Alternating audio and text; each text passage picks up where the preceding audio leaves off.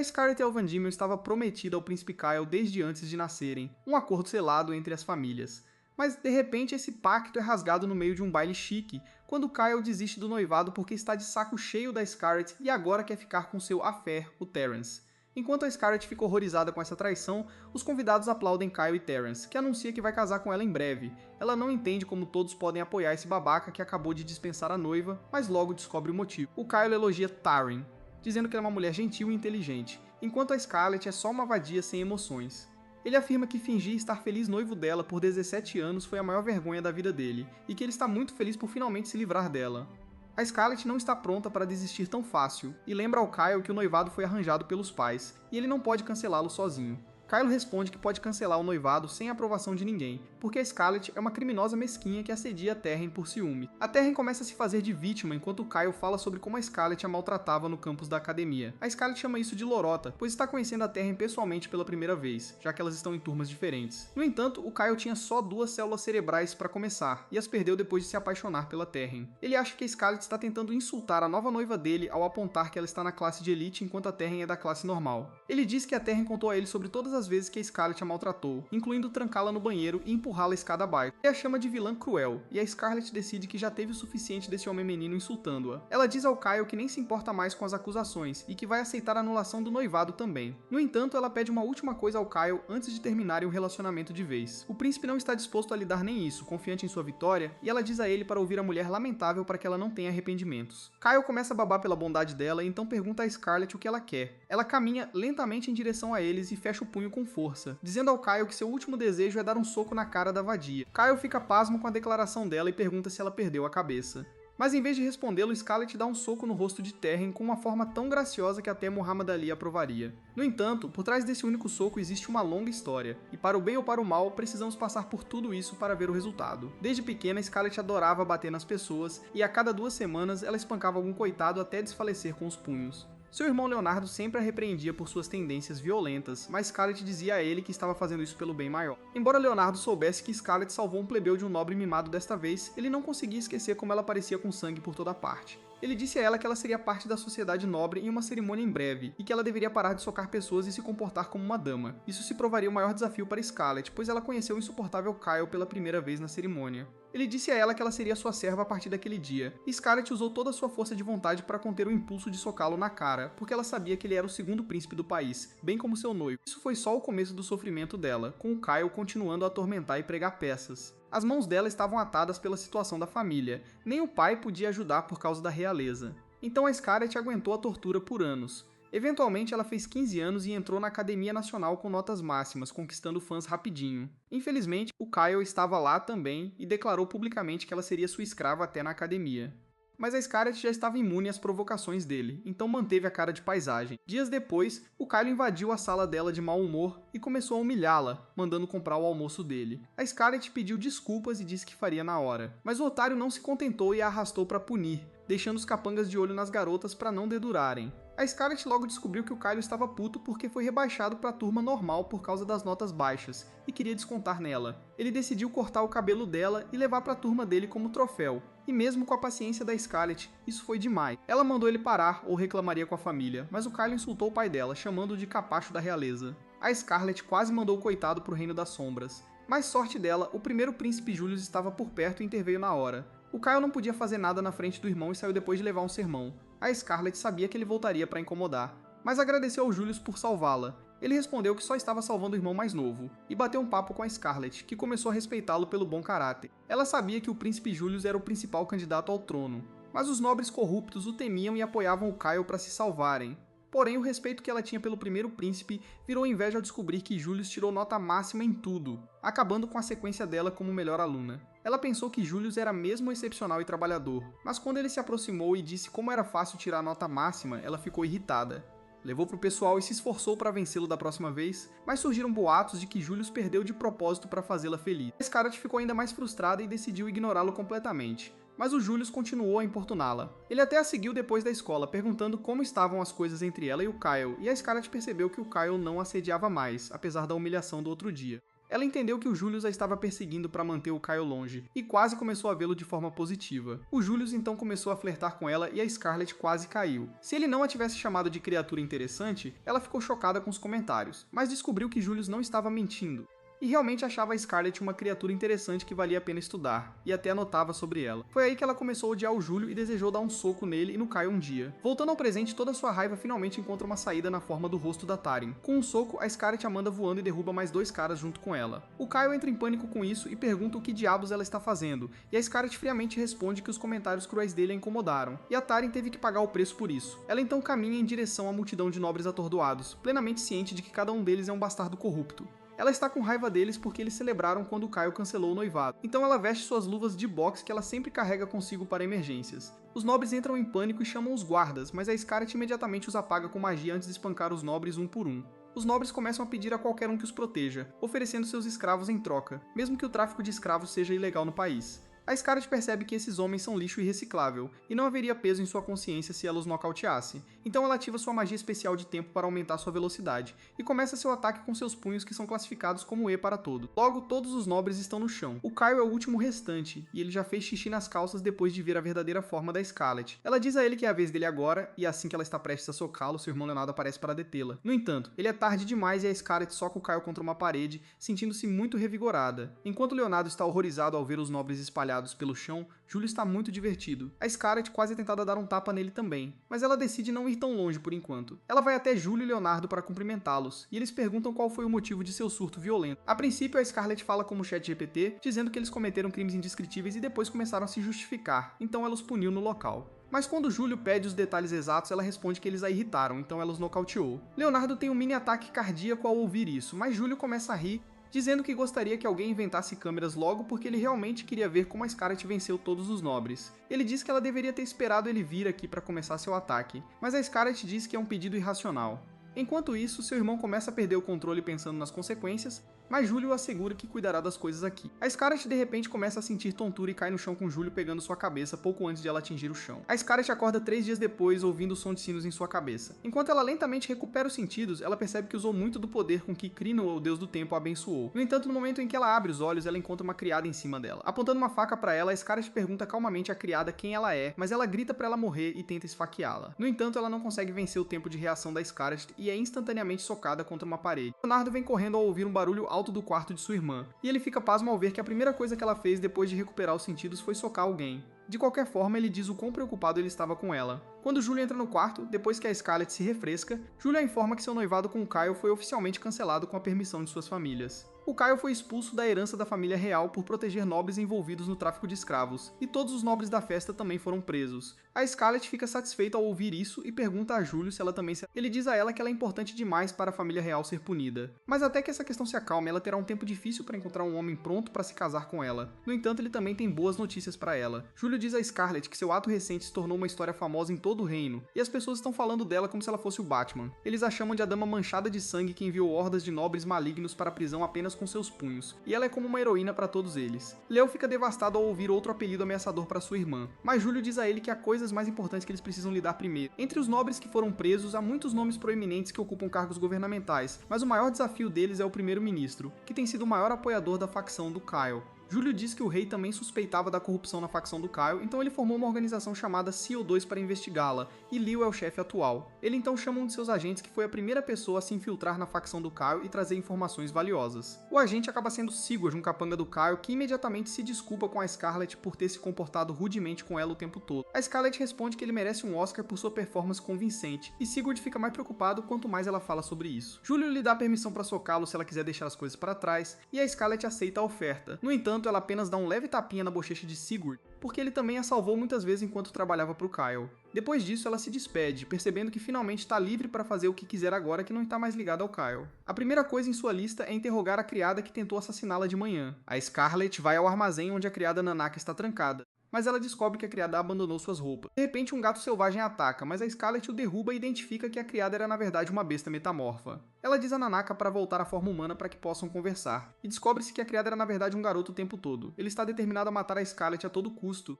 e ela percebe que é por causa da marca de escravo em seu peito que o faz obedecer a qualquer comando de seu mestre. Ela pergunta a Nanaka se ele estará disposto a contar tudo sobre seu mestre se ela puder libertá-lo, e ele diz para ela ir em frente e tentar. A Scarlet interpreta isso como um sim e imediatamente o prende no chão antes de usar seus poderes para reverter o tempo em sua marca de escravo. Neste mundo, todos os humanos nascem abençoados por um deus, mas a maioria nunca descobre qual deus os agraciou. Aqueles que descobrem podem usar os poderes concedidos por seu deus, e Scarlet é abençoada por Cronoa, o deus do tempo, o que explica por que a família real a valoriza tanto. Ela usa os poderes de Cronoa para restaurar o corpo de Nanaka à condição anterior à sua escravidão, mas isso a deixa exausta. De qualquer forma, o Twink cumpre sua parte do acordo e diz a Scarlet que quem o enviou foi o primeiro-ministro Godwin. O filho de Godwin estava entre as vítimas de Scarlet na festa, e ele ordenou que Nanaka matasse, mas Nanaka foi enviado para cá muito antes disso para espionar a família dela. Nanaka diz a Scarlet que Godwin é um sujeito astuto que envia espiões para todas as famílias nobres para descobrir seus segredos, e depois os chantageia para aderirem ao acordo de escravos, para que caiam ainda mais em sua armadilha Scarlet. E ela se prepara para visitar a casa de Godwin para dar uma surra nele. Nanaka pede para ela parar porque Godwin está sempre cercado por guardas, mas isso não vai deter Scarlet.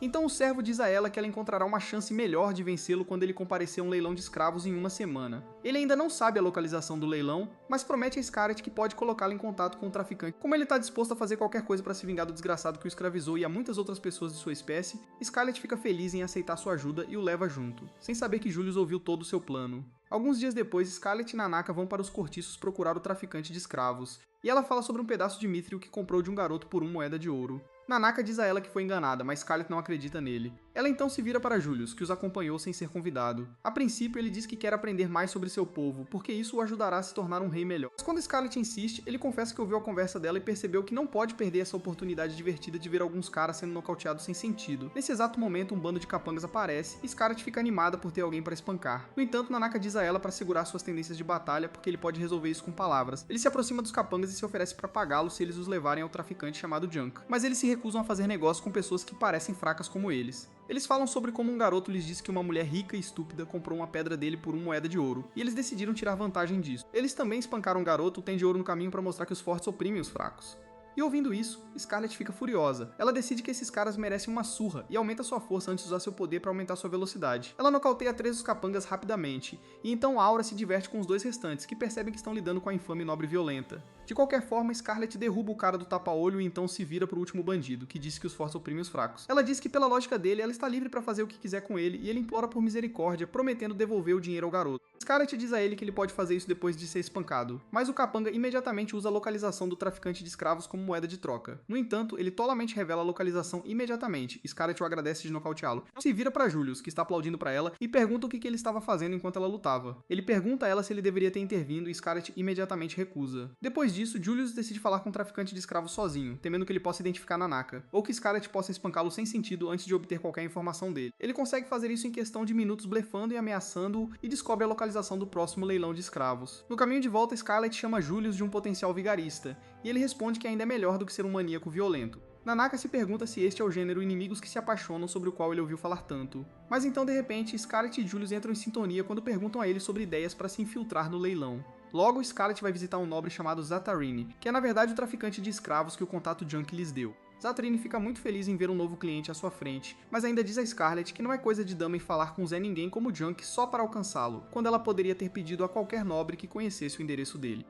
Scarlet diz que não importa agora e então pergunta a Zatarin sobre seu relacionamento com Junk. Zá diz que eles não tinham nenhuma relação comercial e ele apenas contratou Junk para lhe trazer quaisquer escravos potencialmente valiosos que acabassem nos cortiços. Scarlet pergunta a ele o que ele quer dizer com isso e ele responde que anões, elfos, homens-fera e outras espécies se enquadram na categoria valiosa. Então ele aponta para Nanaka, dizendo que o homem-fera também é um espécime muito valioso. Enquanto Nanaka fica ansioso ao ouvir isso, Scarlet pergunta a Zá como ele descobriu que seu servo era um homem-fera, e ele responde que tem experiência suficiente nesse ramo. Ele começa a rir com isso e Scarlet fica quase tentada a quebrá-lo ali mesmo, mas Nanaka a impede, dizendo que elas precisam seguir o plano. De qualquer forma, assim que o doente desgraçado para de rir, ele pergunta a Scarlet que tipo de escravo ela quer. Ela diz a ele que ouviu falar de um leilão de escravos que será realizado na capital em breve e ela quer comparecer. Zatrin fica sério ao ouvir isso e diz que para entrar no leilão ela precisa ser verificada. Para isso, ela precisa revelar seu status para outras pessoas no círculo do leilão e comprar ou vender pelo menos 6 escravos. Scarlet oferece a ele qualquer quantia de dinheiro que ele quiser, mas Zataran responde que não. Em vez disso, ele diz que se ela puder dar a ele o escravo da raça Beast Folk que ela tem, ele a levará ao leilão como filha de um parente distante. Scarlet fica realmente furiosa ao ouvir isso, mas ela de alguma forma controla sua raiva e sorri educadamente, dizendo que se é só isso que é preciso para entrar no leilão, ela está pronta para dar o escravo a ele. Logo depois, Scarlet e Nanaka deixam a mansão, e ela ainda não consegue acreditar que o comércio de escravos está sendo realizado tão abertamente no reino. Ela também fica feliz que tudo correu de acordo com o plano, e Zaka se comportou exatamente como Nanaka previu. Nanaka também se surpreende ao ver que Scarlet não usa seus punhos para resolver todos os seus problemas e ela começa a beliscá-la por brincar. Ao voltarem para casa depois disso, Scarlet pergunta a Nanaka se ele tem certeza sobre isso, porque embora ela possa limpar seu selo de escravo depois, ela não pode protegê-lo quando ele for um escravo. Nanaka responde que Nanaka soou como se fosse colocá-lo em leilão, e ele não vai deixar ninguém machucar sua mercadoria antes do leilão. Ele acrescenta que está fazendo isso para espiar o crime de tentar matá-la, e então de repente começa a bocejar. Scarlet entende que os Beast Folk são mais ativos durante a noite e dormem durante o dia. E no momento seguinte, Nanaka se transforma em sua forma animal, enquanto adormece nos braços de Scarlet. Ela o leva de volta para a estalagem onde o príncipe Julius os espera. Scarlet diz a ele que as negociações foram bem sucedidas, e ele fica chocado ao saber que ela conseguiu lidar com a situação sem socar ninguém. Scarlet já está irritada com esse comentário, e então Julius diz que deveria ter estado com ela para ver essa rara ocasião em que ela resolveu as coisas sem violência, mas o príncipe do país não pode sair para comprar escravos. Scarlet não planeja lidar com ele, então assim que ela coloca Nanaka para dormir, ela decide sair para tomar um ar fresco. Julius diz que estava pensando a mesma coisa, e ele a acompanha, ficando perto dela o tempo todo. Scarlet fica irritada com isso, mas Julius continua seguindo-a, dizendo que tem alguns negócios nesta rua. Nesse exato momento, um vendedor de torta de maçã chama Scarlet, dizendo que tem uma oferta para garotas bonitas. Ele diz que se ela comprar uma torta de maçã, ele lhe dará uma maçã de graça e Julius decide aproveitar a oferta e compra também. Em seguida, um joalheiro tenta vender algumas joias baratas para ela, e Julius também compra, mas não antes de pechinchar. Ele faz uma compra de uma cartomante duvidosa também, e Scarlet pergunta que negócios ele realmente tem nesta rua. Julius responde que ele acabou de inventar isso e chama Scarlet de fofa por acreditar em uma mentira tão óbvia. Ela fica realmente irritada com ele e soca uma parede próxima porque não pode socar o príncipe na cara. Julius apenas ri disso e então lhe dá uma torta de maçã. Isso faz Scarlet sentir como se estivesse voando para o céu. Julius então se desculpa por provocá-la, mas ela responde que ele não pode ganhar seu perdão apenas adicionando outra torta de maçã, que faz o trabalho e Scarlet o perdoa rapidamente. Depois disso, Scarlet comenta que Julius conhece muito bem o mapa da cidade, e ele responde que costumava pular aulas regularmente para explorar a cidade. Ele pergunta como ela se sente ao ver o mercado e Scarlet comenta que quando Kyle a mandava comprar pão para ele, ela não tinha muito tempo para olhar ao redor. No entanto, agora que ela vê, o mercado parece um lugar alegre. Julius fica feliz que ela goste e diz que toda vez que ele vinha aqui, ele queria que ela visse este lugar. Scarlet se pergunta se ele acompanhou apenas porque queria mostrá-la, e pensa que se ele tivesse dito isso, ela não estaria tão irritada. De repente, Julius começa a monologar, dizendo que odeia ficar entediado. Desde criança, as únicas coisas que lhe chamavam a atenção eram coisas feias e distorcidas. Ele estava sempre cercado por nobres estúpidos que queriam agradá-lo, e ele tinha que ficar fingindo na frente dele. No entanto, então ele viu Scarlet, que não estava nem um pouco interessada nele. Além disso, ele viu seu irmão mais novo importunando-a, então ele decidiu falar com ela. Ele disse a ela que poderia reclamar com o pai se Kyle a estivesse assustando, mas Scarlet apenas lhe deu um sorriso assustador enquanto dizia que ele acabou de contar uma piada legal. Aquele foi o momento em que ela teve sua atenção total, e ele nunca parou de achá-la interessante. Ele mais uma vez diz que acha a maioria das coisas no mundo entediantes, mas ele odeia ficar entediado. É por isso que ele tenta manter coisas interessantes ao seu redor. E no momento não há ninguém mais interessante para ele do que Scarlet. Com isso, ele de repente se inclina para um beijo em sua bochecha, e Scarlet fica pasma. Julius diz que este não é o amor romântico tradicional, mas ele está confiante de que gosta dela, e ela é muito querida para ele. Mais tarde naquela noite, enquanto Scarlet está sozinha em seu quarto, ela ainda não consegue acreditar no que acabou de acontecer. Ela se joga na cama, imaginando se o beijo foi mais um dos truques do príncipe para irritá-la. No dia seguinte, Scarlet vai encontrar Zah novamente e diz a ele que entregará Nanaka a ele, mas ele deve honrar sua promessa. Ele concorda, mas antes disso, ele pede a Scarlet uma prova de que o escravo é realmente um Beast Folk. Ela pergunta a ele se ele não confia nela, e ele responde que é apenas sua política confirmar as mercadorias antes de aceitá-las. Scarlet ordena que Nanaka se transforme, e ele imediatamente se transforma em um gato ou cachorro ou o que quer que seja aquela criatura. Zethrin fica encantado ao ver isso, e nesse exato momento,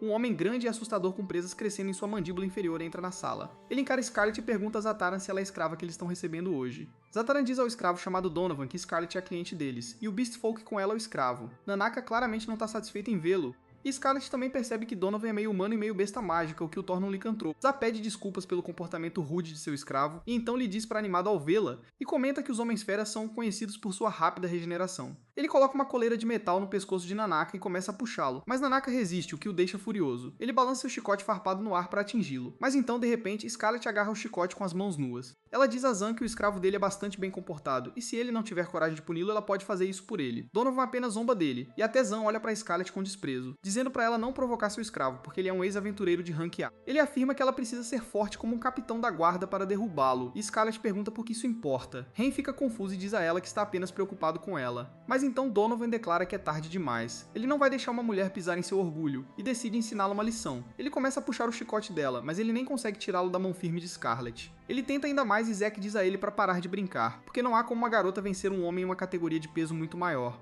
Donovan responde que ele está seriamente tentando o seu melhor, e então Scarlett pergunta a Zack se Donovan também será leiloado. Ele responde que vai manter Donovan como seu guarda-costas pessoal e treinador para outros escravos, e isso é uma boa notícia para Scarlett, pois ela não precisa se preocupar muito com ele perder valor depois de levar alguns danos. E então Scarlett joga Donovan no ar antes de socá-lo até a estratosfera. Os queixos de Zetarini caem ao ver isso, mas Scarlett não se importa com ele. Ela se vira para Nanak e remove a coleira dele para ver que ele está sangrando. Ela usa sua magia de cura para tratar seus ferimentos e o abraça, dizendo que voltará por ele em breve, e enquanto isso ele deve suportar os problemas que enfrenta aqui. Scarlett se vira para o nobre sobre a janela quebrada, e ele diz a ela que ela não precisa pagar pelos reparos. Ele até agradece por disciplinar Donovan, pois ele mesmo nunca consegue fazer isso. Quando Scarlett retorna à sua pousada, ela encontra uma carruagem familiar estacionada do lado de fora. Seu irmão sai dela e ele está realmente bravo com ela. Ele diz a ela que pode contar a história completa quando chegarem à capital, e quando Scarlett vê Julius na carruagem, ela o amaldiçoa por ser um príncipe inútil que nem sequer conseguiu impedir que seu irmão descobrisse sobre eles. Quando chegam à capital, Leo começa a beber uísque na mesa de chá. Perguntando a Julius e Scarlett se eles têm algum senso comum, ele pergunta como eles poderiam arriscar suas vidas tão casualmente.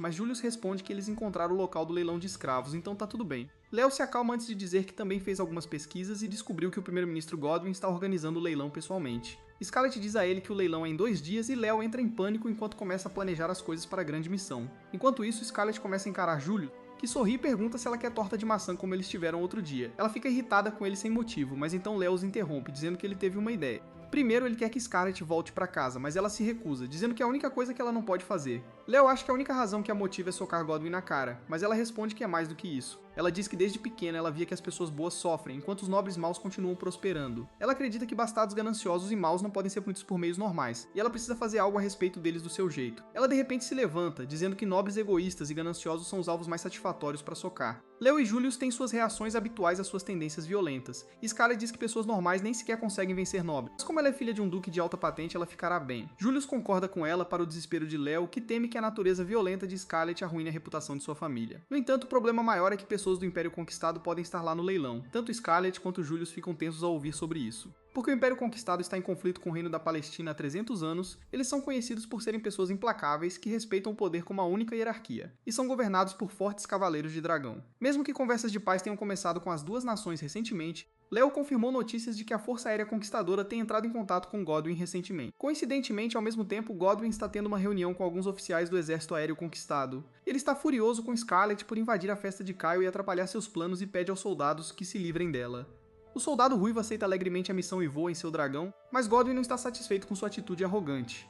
Nesse momento, uma garota diz a ele para esquecer os Cavaleiros de Dragão e olhar o que ela tem. Ela aponta uma arma para Godwyn, mas como armas ainda não foram inventadas neste mundo, ele não sabe o que é. A garota diz a ele que é um presente da deusa Palmia, e Godwyn tira seu pingente, dizendo que ele já tem um presente dela. Ele não acha que o cilindro de aparência engraçada possa fazer alguma coisa, mas quando a garota atira em um vaso de flores com a pistola, ele fica chocado. A garota acaba sendo ninguém menos que Taron, a acompanhante de Kyle, e ela diz a Godwyn para usar essa arma que pode matar até os inimigos mais temíveis para vencer suas próximas batalhas. Logo, o dia do leilão chega e Zep nervosamente recebe Scarlett na casa de leilões. Ele lhe dá uma máscara que provavelmente não fará nada para esconder seu rosto, e Scarlett o agradece, desejando-lhe boa sorte para o leilão de hoje. No entanto, ela sorri para si mesma, sabendo que este será o último leilão para ele e todos os nobres idiotas envolvidos. Zap então leva Scarlett para o salão, e ela continua pensando em sua estratégia. Depois que eles obtiveram a localização do leilão, Julius imediatamente enviou os agentes de sua organização para se infiltrarem no local como servos. No entanto, ele sabia que todos estariam desarmados dentro do salão de leilões, e mesmo com magia eles não seriam capazes de prender Godwyn.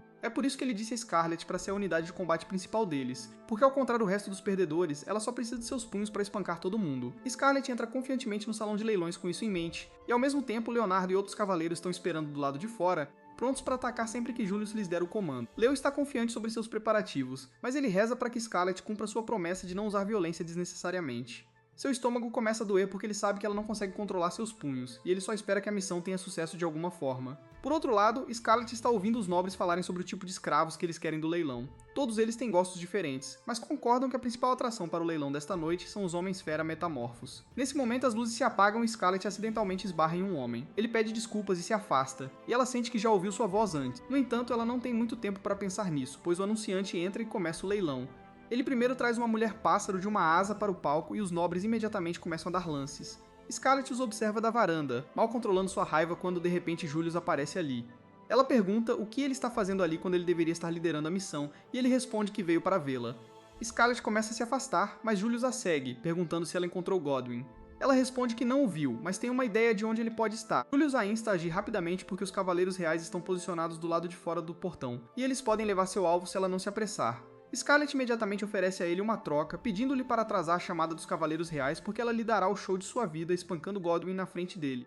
Julius é imediatamente conquistado ao ouvir sua oferta, porque é por isso que ele se juntou às tropas secretas. No entanto, apenas ter o show do primeiro-ministro sendo espancado não é suficiente para ele, e ele pergunta a Scarlett o que ela lhe dará em troca de atrasar o comando aos cavaleiros. Ela pensa nisso por um segundo e, em seguida, promete jurar lealdade à coroa e ao reino pelo resto de sua vida. Julius imediatamente rejeita essa proposta, dizendo a Scarlett que ele não está pedindo para ela fazer nada pela coroa. Ele gentilmente segura o rosto dela, pedindo para ela jurar lealdade a ele em vez disso. Scarlett responde que será a mesma coisa eventualmente porque ele será o próximo imperador, mas Julius diz que ele é impaciente. Ela hesita, mas o príncipe deixa claro que ela não conseguirá o que quer se não prometer sua lealdade a ele agora. Scarlett desiste e implora sua lealdade a ele, e Julius fica muito feliz em ouvir isso. Ele pergunta a ela sobre a localização de Godwin depois de finalmente lidar com todas essas coisas, e Scarlett acredita que ele está supervisionando tudo da varanda mais alta. Julius diz a ela que eles devem se apressar para o local dele nesse caso, e Scarlett responde que ela está mais impaciente do que ele para espancar o primeiro-ministro corrupto.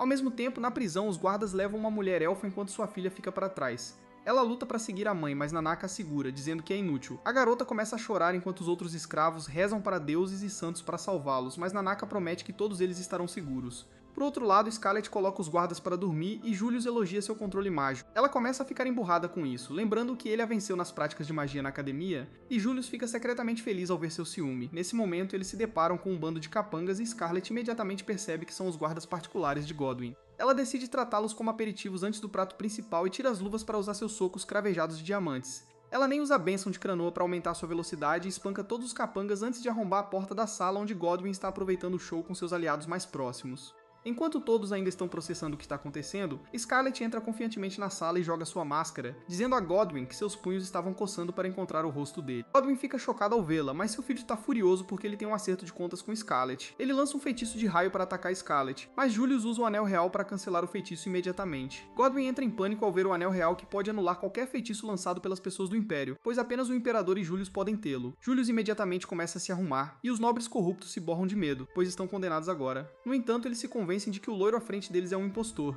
e Godwin decide lidar com ele e Scarlett rapidamente. Ele comanda um escravo especial para ser trazido, e Scarlett identifica o feroz Homem-Fera transformado em seu modo besta. Godwin comanda Donovan para matar tanto Scarlett quanto Julius. Mas nesse momento, Sigurd chega e corta a mão dele. Scarlett percebe que o cara com quem ela esbarrou mais cedo era Sigurd, que ainda estava agindo como fiel seguidor de Kyle para se infiltrar no leilão. Godwin está muito frustrado agora, e ele comanda todos para atacar os intrusos. Sigurd assume a liderança do outro lado e diz a Scarlett e Julius para ficarem atrás dele. No entanto, Scarlett agarra a gola dele e o puxa para trás, dizendo que os nobres aqui são seus alvos e ele não vai tocá-los. O Sub fica excitado quando Scarlett diz a ele que ele só tem permissão para lutar contra Donovan, enquanto ela cuidará do resto dos canalhas. Ele imediatamente aceita sua ordem e deixa Scarlett se divertir jogando os nobres e criando um mini ciclone. Ninguém sequer ousa se aproximar dela ao ver seu sorriso ameaçador, mas Scarlett vai atrás de todos eles um por um, jogando alguns deles para fora da varanda em sua fúria. Logo depois, Leo corre para dentro para verificar o que está acontecendo porque ele nunca recebeu o sinal do príncipe, e ele fica horrorizado ao ver a cena sangrenta. Scarlett está orgulhosamente em pé na frente de uma pilha de nobres derrotados, e Leo pensa que ela finalmente se tornou uma assassina em massa. Scarlett diz a ele que ela se segurou para que ninguém esteja realmente morto, mas nesse momento eles notam Sigurd lutando contra Donovan. O resto dos convidados está fugindo em pânico, e Leo pensa que alguns deles podem escapar essa taxa. Julius concorda com ele e decide que eles devem mobilizar os cavaleiros, mas Scarlett o lembra que ela ainda não espancou Godwin. Apesar disso, Julius ordena a Leo que envie os cavaleiros atrás de Godwin e Scarlett diz que isso não é o que ele prometeu. Ele assegura que apenas ela terá o direito de espancar o primeiro-ministro até a inconsciência. Leo se vira ao ouvir isso e pergunta o que diabos está acontecendo. Julius explica que ele trocou votos com Scarlett, então ele tem que cumprir sua promessa a ela. Leo fica pasmo ao ouvir isso, porque ele pensa que Julius e Scarlett trocaram votos de casamento. Ele fica emocionado pensando que sua irmã finalmente encontrou o cara com quem ela quer passar a vida. Mas Scarlett não entende por que ele está sendo tão dramático. Julius percebe que ambos são um pouco burros quando se trata de ler a sala, mas ele decide ignorá-los e envia um sinal para os cavaleiros esperando do lado de fora. Logo, Leo também se recupera de seu surto dramático e usa sua habilidade especial chamada Clarividência para escanear toda a mansão. Ele encontra Godwin e seu filho indo em direção ao telhado e imediatamente depois ele avista um dragão pairando acima do telhado. Os três correm em direção e Julius comenta que sua teoria de que Godwin estava trabalhando com os Cavaleiros de Dragão do Império Conquistado se provou verdadeira. Ele diz que eles precisam se apressar ao Godwyn escapará, mas infelizmente eles estão no porão, e as 5 andares em seu Scarlet têm uma maneira de superar essa dificuldade, e ela tira os sapatos enquanto diz a Leo para libertar Nanaka e todos os outros escravos. Ela então ativa o poder da aceleração cruzando um lance inteiro de escadas em um único salto. Ela salta pelas paredes antes de quebrar uma janela, e então salta diretamente para o telhado. Usar muita força de uma vez sobrecarrega seu corpo. Mas o dragão, assim como Godwyn, está em seu campo de visão agora, e ela não pretende deixar o velho desgraçado escapar. Enquanto isso, Godwyn e seu filho alcançam o Cavaleiro do Dragão e começam a insultá-lo. Eles dizem que um soldado comum como ele deveria descer do dragão e encontrá-los em pé de igualdade, mas o Cavaleiro do Dragão está furioso com eles. Ele os chama de humanos inferiores e comanda seu dragão para lidar com ele. O dragão balança sua cauda pesada para afastar os dois idiotas, mas bem então, Scarlet desce do céu como um meteoro e bloqueia a cauda do dragão, dizendo ao seu cavaleiro que ela não pode deixá-lo machucar seu saco de pancada. Ela já esmagou o filho de Godwyn sob seus pés e diz casualmente que ele é o próximo. No entanto, o Cavaleiro do Dragão salta de repente, dizendo a Scarlet que ele nunca esperou que alguém parasse a cauda de seu dragão com apenas uma mão. Ele se ajoelha diante dela e joga fora seu capuz, dizendo que se apaixonou por ela. Ele pede que ela se case com ele, para o choque de todos, mas Scarlet recusa sua proposta e o joga para longe. O dragão tenta vingar seu mestre atacando Scarlet, mas ela agarra sua boca e o prende no chão. Nesse tempo, o Cavaleiro do Dragão se levanta e depois de ver Scarlet espancando ele e seu dragão, ele fica ainda mais interessado nela. Ele mais uma vez pede que ela aceite sua proposta, mas ela o soca na barriga para tirar o fôlego. A ruiva ainda continua tagarelando sobre como ela é bonita, forte e graciosa, então Scarlet o chuta para longe, pensando que isso será o suficiente para derrubá-lo. No entanto, ele se levanta, e mesmo que mal consiga ficar de pé, ele ainda quer que Scarlet se case com ele porque ele nunca viu uma mulher forte como ela. Scarlet diz a ele para parar de agir como um tolo porque ela sabe que ele é Allflame, o primeiro príncipe do Império vencido que veio aqui pro incompetente Godwyn. Godwyn entra em pânico ao ouvir isso, então Allflame confirma a declaração de Scarlet.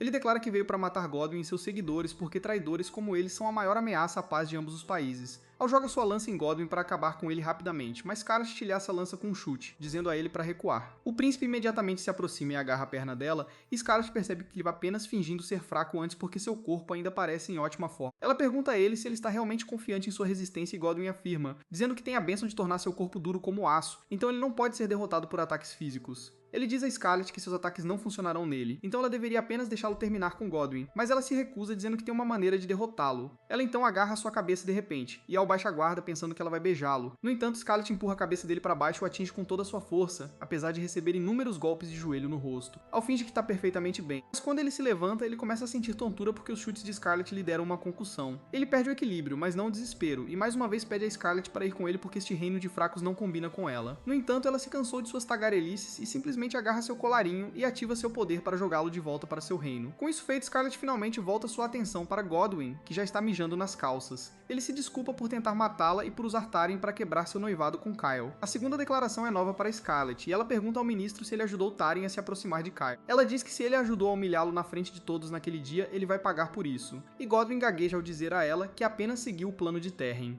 Scarlet fica curiosa agora e Godwyn vê uma chance de escapar.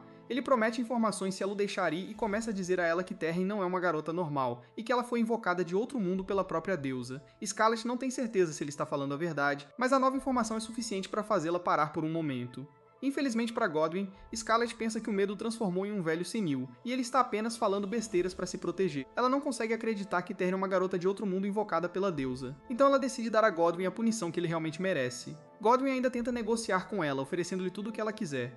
Scarlet pensa por um momento e então diz que precisa de um saco de pancada humano com olhos furtivos, nariz pontudo e roupas bem acolchoadas. Godwyn diz a ela que ela pode ter, mas então ele de repente percebe que ela está descrevendo ele. Scarlet estava esperando por isso, e ela usa o poder de Cronoa para fazer o tempo ao redor dela fluir 100 vezes mais devagar que o normal, enquanto ela é a única que pode se mover normalmente. Ela soca Godwyn em nome das pessoas que ele explorou e daqueles que ele sequestrou para vender como escravos. Ela o soca por arruinar a vida de Nanaka e também por tentar matá-la.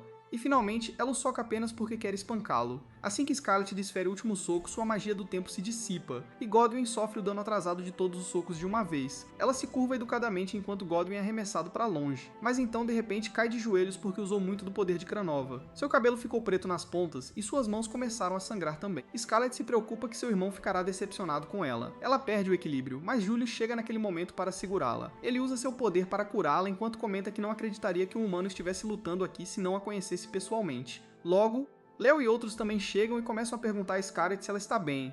Eles também estão curiosos sobre onde Godwyn foi, e ela responde que ele passou pela parede agora mesmo. Infelizmente, Scarlet estava subestimando o velho primeiro-ministro e ele ainda está de pé.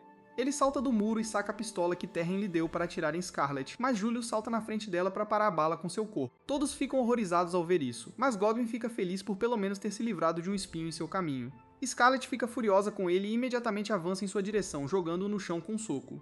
Godwyn diz a ela que seus socos não o machucarão porque ele tem um presente da deusa Palmia que o protege de todos os danos. No entanto, o idiota comete o erro de mostrá-lo para Scarlet e ela imediatamente o arranca dele antes de quebrar seu nariz. Ela diz a Godwyn que ele não pode ser perdoado pelo pecado de matar Julius e que ele deveria se desculpar com ele na vida após a morte. Com isso, ela atinge o velho com toda a sua força e o manda voando. Ela diz que vingou Julius agora e pede que ele os observe do céu. Julius tosse e diz a ela que ele ainda não está morto, porque a magia de cura de Léo salvou sua vida. Ele pergunta a Scarlet se ela está decepcionada por ele ainda estar vivo, e ela responde que está feliz em vê-lo bem. Logo depois, todos os nobres são presos e Godwyn ainda está vivo apesar de ter levado o soco de força total de Scarlet. Enquanto isso, Scarlet está descansando em sua carruagem, satisfeita por ter espancado seu alvo. Ao mesmo tempo, no Império Vencido, o Príncipe Al está preso em uma árvore quando seu amigo chega para resgatá-lo. Ele chuta a árvore, fazendo Al cair no chão, e então o apoia enquanto eles caminham até seu dragão. Al reclama que todos os ossos de seu corpo podem estar quebrados, mas seu amigo diz que sua piada nem é engraçada porque ele tem o corpo mais durável de todo o planeta. O Príncipe Ruivo revela que foi jogado daqui de outro país, e ele deve ter usado toda a sua bênção para ficar vivo apesar disso. Logo, eles chegam ao dragão e voam para casa. E no caminho, o loiro pergunta a Al se ele brincou com o brinquedo que queria. Al pensa em Scarlet, dizendo que gostou de brincar com ela muito mais do que esperava e que quer encontrá-la novamente em breve. De volta ao reino, a notícia sobre Scarlet parando o leilão de escravos se espalha como fogo, e todos começam a chamá-la de salvadora de seu reino. A imprensa visita a Academia Real para conversar com suas amigas sobre seus hobbies e animais de estimação. E enquanto as garotas se perguntam se Scarlet teria um gato fofo e peludo ou um cachorro elegante, seu último animal de estimação é o dragão chamado Rex que Al deixou para trás. Enquanto Scarlet treina o dragão, Nanaka observa de longe com ciúme. Nesse momento, seu mordomo chega e diz a ela que forneceu a todos os comerciantes da cidade o item que ela inventou. Ele não tem certeza se vai vender bem porque é bastante único, mas Scarlet está confiante de que pelo menos Julius comprará muito. O mordomo então aponta que Nanaka parece estar com ciúmes de seu novo animal de estimação e Scarlet o chama para vir brincar com ela também. Nanaka felizmente se transforma em um filhote e corre em direção a ela, mas as criadas chegam para levá-lo embora porque precisam de ajuda para se preparar para os convidados que virão em breve. Por outro lado, Terren visita a prisão, mas os guardas aparecem. Ela usa sua magia para lavá-los e eles a deixam passar.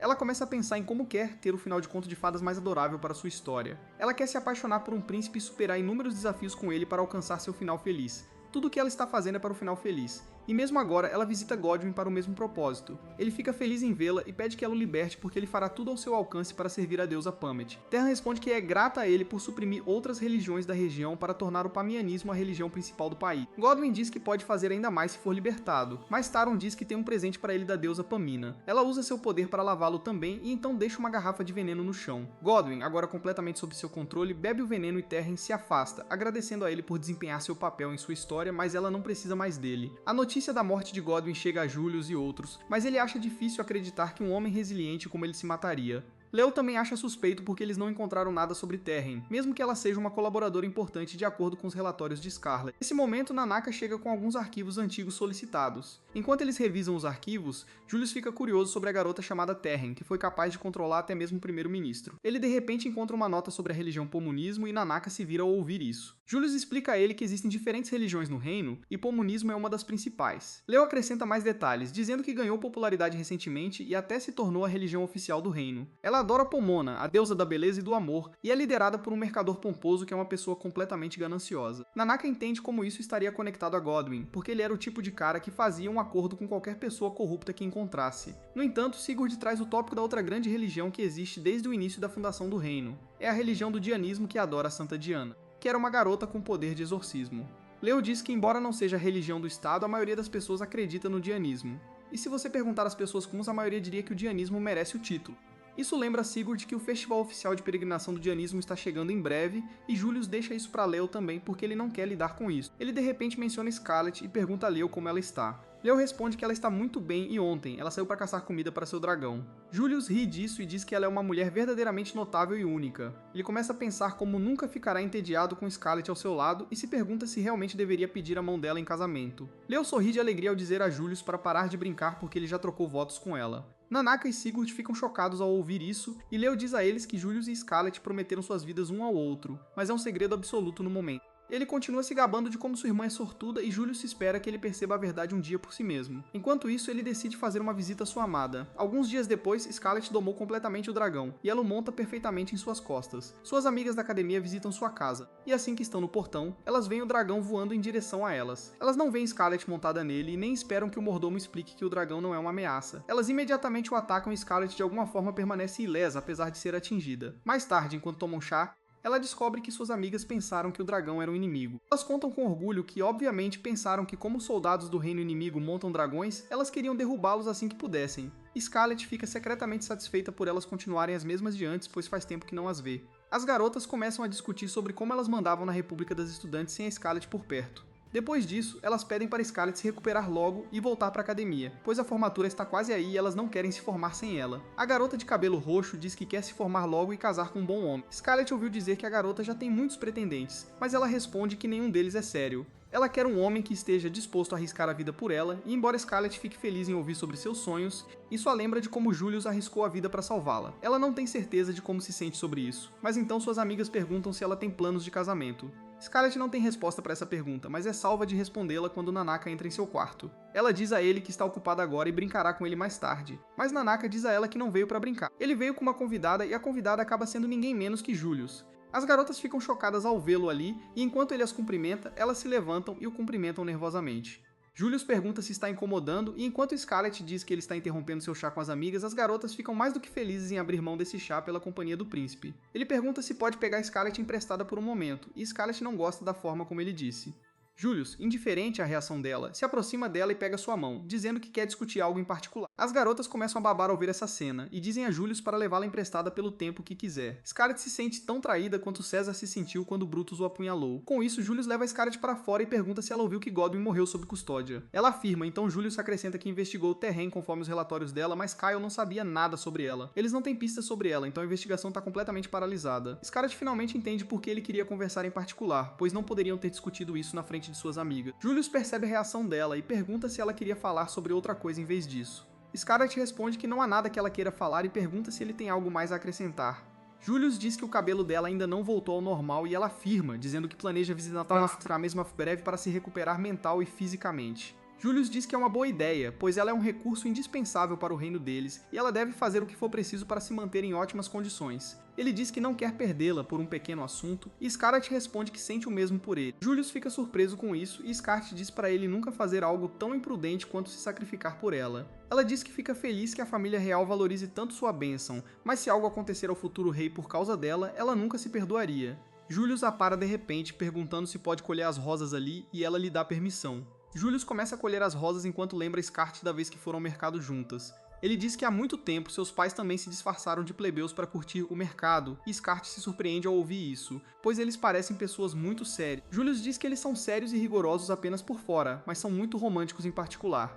Ele conta que seu pai, o rei, deu milhares de presentes à sua mãe para conquistar a atenção dela, mas ela só se entediou com eles. No entanto, ele deu um presente que fez o coração dela derreter, e ela disse sim para se casar com ele. O presente era uma coroa de rosas que ele fez com as próprias mãos. E agora Julius faz o mesmo. Ele coloca a coroa de rosas na cabeça de Scarlet, dizendo que precisa dela. Ele diz que com ela, seu mundo é colorido e cheio de coisas maravilhosas, mas sem ela, é cinza e sem graça. Ele então segura gentilmente o rosto dela, dizendo que ela roubou seu coração, e o coração de Scarlet dá um pulo. Ela fica fraca nas pernas enquanto Julius se aproxima. Scarlet está inclinada a dizer sim, mas então Julius a chama de seu brinquedo mais amado, e seu humor piora. Ela pergunta se ele realmente colocou amor em fazer essa coroa de rosas, e ele afirma, dizendo que colocou seu amor por seu brinquedo mais divertido nela. Scarlet está furiosa agora, mas Julius se afasta sem se importar, dizendo que não percebeu que ela era tão fascinada por fantasias românticas quanto outras garotas de sua idade. Ele diz que quase esqueceu que ela era humana depois de vê-la espancar nobres uma atrás da outra, e ele não poderia ter imaginado que ela queria uma confissão romântica. Scarlet não lhe dá uma resposta, mas em vez disso veste suas luvas conjuntas, perguntando a Julius se ela tem permissão para espancá-lo. Alguns dias depois, Scarlet aproveita a brisa fresca da noite enquanto se pergunta sobre a resolução do caso anterior.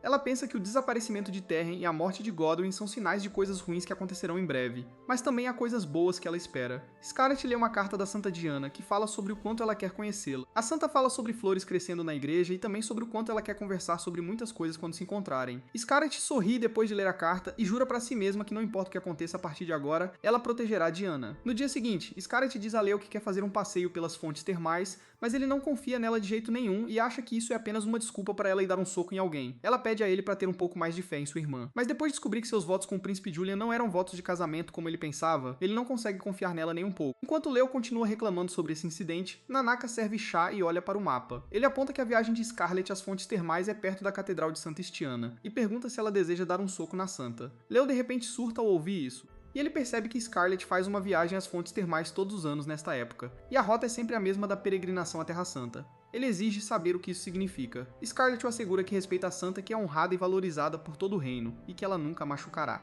Um olhar nos olhos de Scarlet diz a Leo que ela está falando sério, e ele decide dar a ela permissão para sua fonte termal. Scarlet o agradece e diz que sairá imediatamente para surpresa de ambos.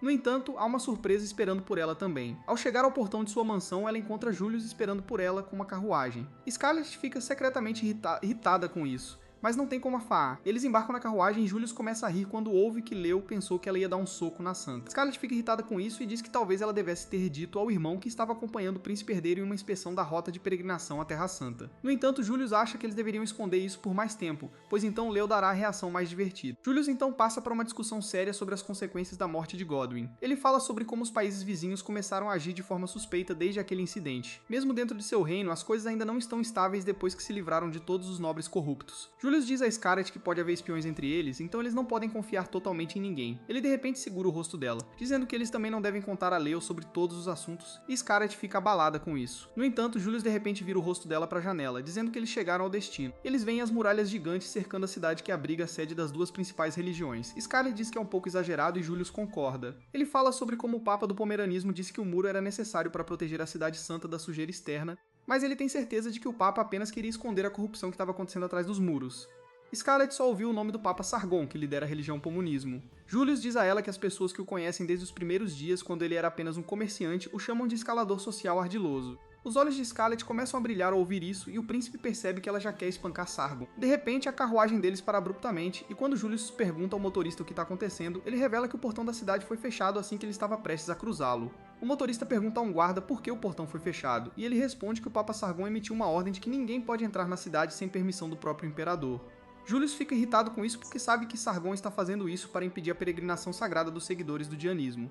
Ele sai e diz que o imperador está atualmente se reunindo com os governantes de outros países, e Sargon já deve saber disso. Julius diz que se Sargon passou uma ordem como essa, apesar de saber que o imperador nem está no país, ele deve estar agindo por um ataque de birra infantil. Enquanto o guarda não pode dizer nada ao príncipe, um bastardo feio e gordo aparece, e ele está furioso que o príncipe está tentando insultar seu papa. Ele se apresenta como Jarmoth, o ogro, o inquisidor do pomineísmo, e diz que ninguém pode insultar o chefe de sua religião. Scarlet imediatamente começa a pensar o quão satisfatório seria dar um soco naquele bastardo gordo, que diz a Julius que com as ordens do papa, ele está autorizado a fazer o que for preciso para deter hereges que prejudicariam o pomineísmo. Ele declara que vai expulsar todos os hereges da cidade santa, mesmo que seja o próprio príncipe herdeiro, porque ele tem a aprovação da deusa Pomona. Julius pergunta se foi o papa quem montou os inquisidores para fazer isso e Jarmoth concorda, sem saber que o príncipe está segurando um dispositivo mágico para registrar sua declaração. Assim que ele tiver provas suficientes de que o gordinho sai da linha, ele dá a Scarlet permissão para fazer o que quiser. Ela imediatamente coloca as luvas e vai até a porta enquanto Jarmoth a provoca, dizendo que ninguém consegue nem arranhar a porta sagrada. No entanto, um soco de Scarlet é suficiente para explodir a porta em caco. Todos ficam pasmos ao ver isso e Jarmoth chama Scarlet de monstro. No entanto, ele logo percebe quem ela é e ao dizer o nome dela em voz alta, os soldados entram em pânico. Eles sabem que serão completamente demolidos pela dama manchada de sangue das surras e imediatamente fogem. Jarmoth, no entanto, está determinado a punir Scarlet por capturar Godwyn. Ele gira sua pesada massa para atacá-la, e Scarlet simplesmente pega uma lança emprestada de um soldado que não conseguiu fugir a tempo. Jarmoth diz a ela que uma lança tão insignificante não pode bloquear sua massa pesada, mas acontece que tudo é possível com Scarlet. Ela bloqueia o ataque de Jarmoth e rebate sua massa. Acertando na barriga, ela pensa que isso será o suficiente para derrubar o gordinho, mas surpreendentemente ele não sofre nenhum dano porque a espessa camada de gordura dispersa todo o impacto da massa. Brincadeiras à parte, a verdadeira razão pela qual ele ainda está bem é um pingente mágico que permite que ele cure seus ferimentos instantaneamente. Scarlet não fica realmente surpresa ao ver outro pingente mágico com seus inimigos, e Jarmoth declara que nada pode prejudicá-lo enquanto ele tiver o dom da deusa consigo. Mas Scarlet corre em direção a ele e o envia para o espaço sideral mais rápido que o foguete de Elon Musk. Ela fica satisfeita com suas ações e nesse momento algumas pessoas da igreja de Dianismo chegam. Eles são liderados por um paladino chamado Pargatas, que fica feliz em ver Scarlet. Ele se desculpa por não ter vindo receber ela e Julius mais cedo, pois seus cavaleiros estavam ocupados lidando com motins em diferentes partes da cidade que foram iniciados por seguidores de Palmia. Scarlet pensa que eles devem estar com medo do poder unificado dos seguidores de Diana, pois o tempo da peregrinação sagrada se aproxima. Mas Julius acha que eles podem ter outro motivo. Nesse momento, outro cavaleiro sagrado chega e Pargaras fica irritado ao vê-lo, pois ele estava desaparecido enquanto os outros cavaleiros estavam ocupados com os motins. O cavaleiro, no entanto, não lhe dá atenção e vai direto para Scarlet, dizendo que já viu 10 em 10 malvadas em sua vida, mas esta é a primeira vez que vê uma 11. Julius entra no meio deles, e o cavaleiro pergunta casualmente se ele é o príncipe. Pargaras enlouquece ao vê-lo agindo tão rudemente, e ele persegue o cavaleiro até forçá-lo à submissão. Depois disso, o cavaleiro se apresenta como Dios, o cavaleiro-chefe da Ordem Sagrada.